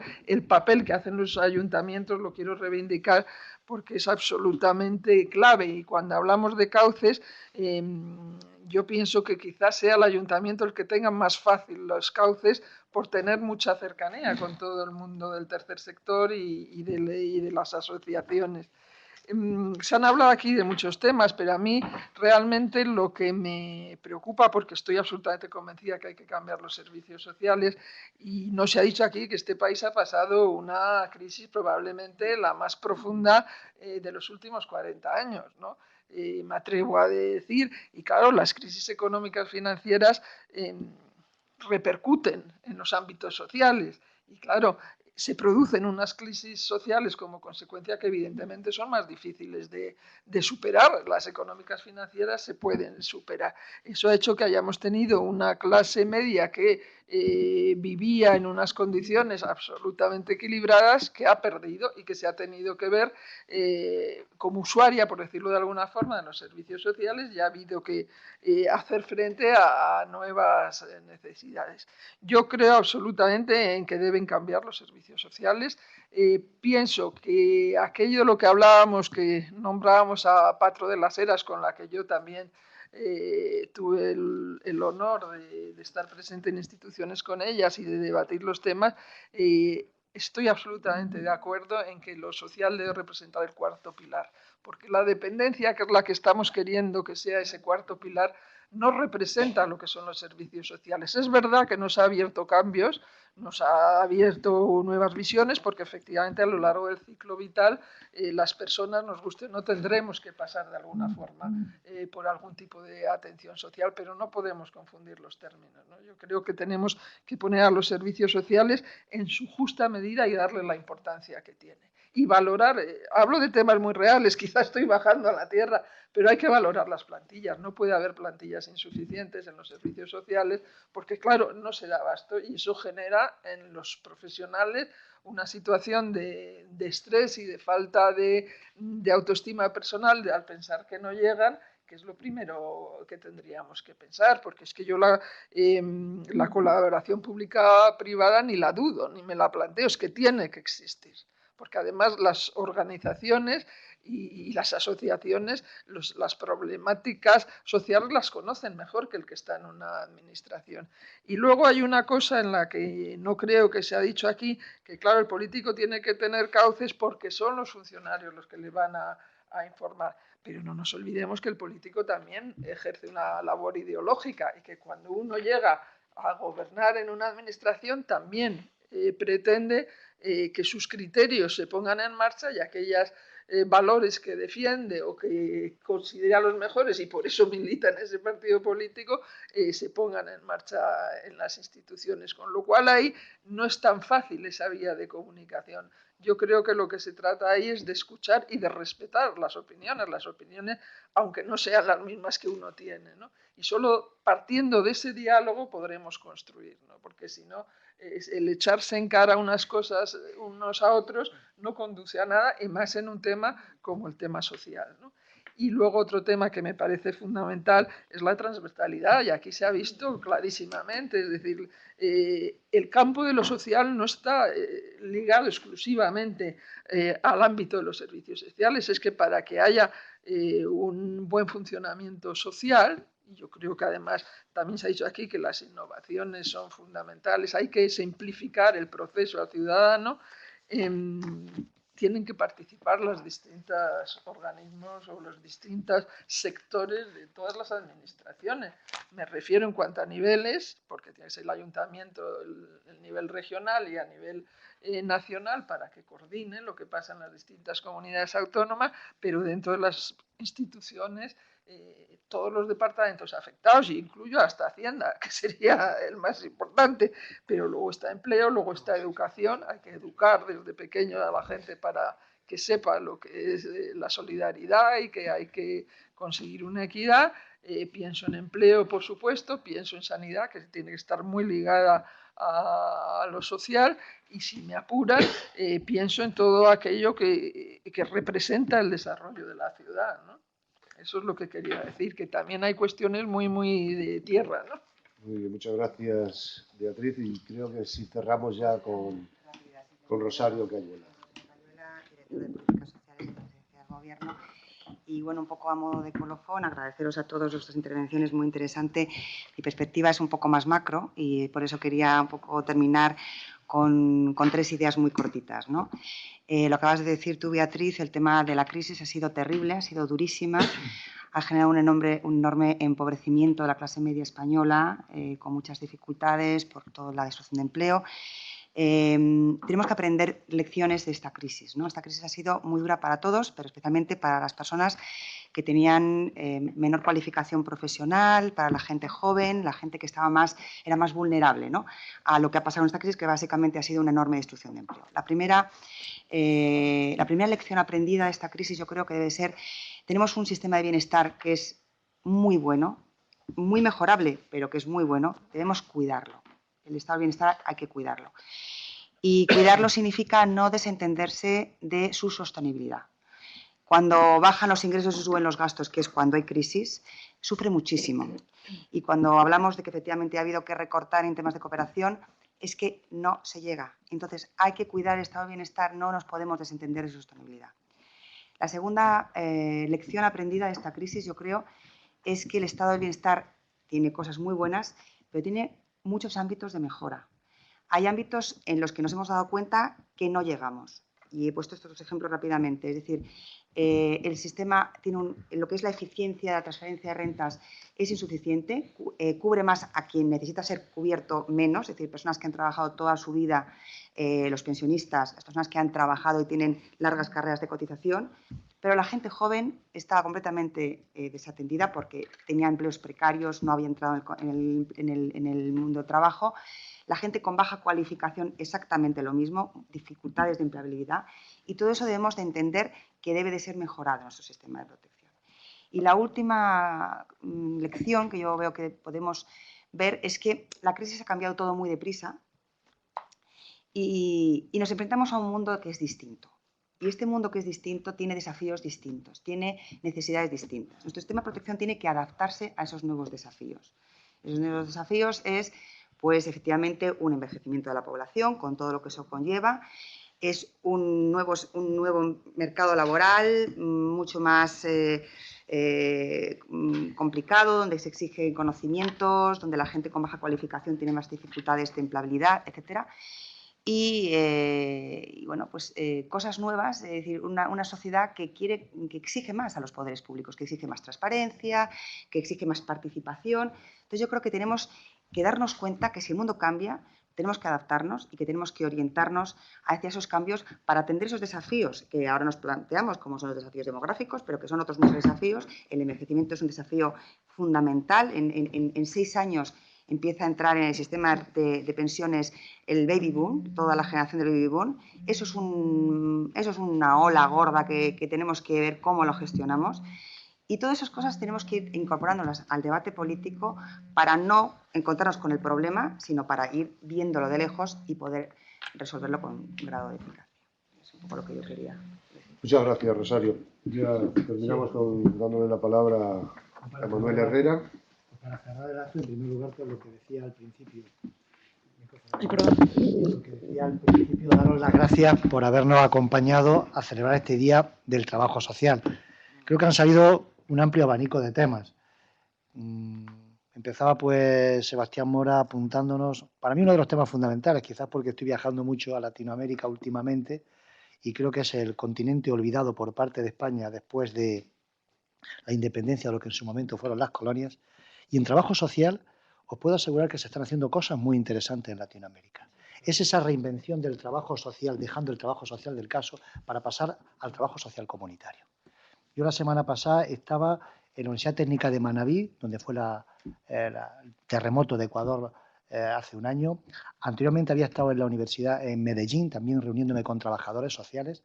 Y claro, cuando un europeo como nosotros llegamos con nuestro sistema de bienestar, con nuestros problemas demográficos, nuestros problemas de nuevas formas de pobreza, quizás también pues con nuevas patologías como ludopatías, toxicodependencia, etcétera, etcétera, y te encuentras con una alumna de trabajo social, concretamente de la Universidad de Antioquia, de lo que te habla cuando tú le planteas toda esta serie de temas es: ¿y ustedes se han olvidado del papel que significan las comunidades como elementos de referencia que dan sentido y significado a cada una de sus existencias? Y que el trabajador social tiene que ser ese gestor de relaciones para recuperar el espíritu comunitario. A mí la verdad es que detrás de esas palabras de esa alumna de la Universidad de Antioquia, perdóname, pero me recordaba a uno de mis autores preferidos, que es Alexis de Tocqueville y La democracia en América. El papel que la sociedad civil organizada, donde los trabajadores sociales son una pieza clave para gestionar las relaciones, pueden servir para conectar los distintos actores. Creo que la crisis también ha puesto de relieve algo que creo metodológicamente hay que cambiar en el trabajo social. Y es que hasta ahora nos hemos enfocado mucho en la atención individual o en el cambio de estructura. Y no hemos olvidado de que lo importante es focalizarse en las relaciones sociales. Es decir, en ese espacio-tiempo que está en lo interhumano, que es lo que hay que gestionar. Gracias de verdad pues, por haber estado aquí. No hemos extendido en el tiempo quizás, pero ha merecido la pena y espero que podamos continuar.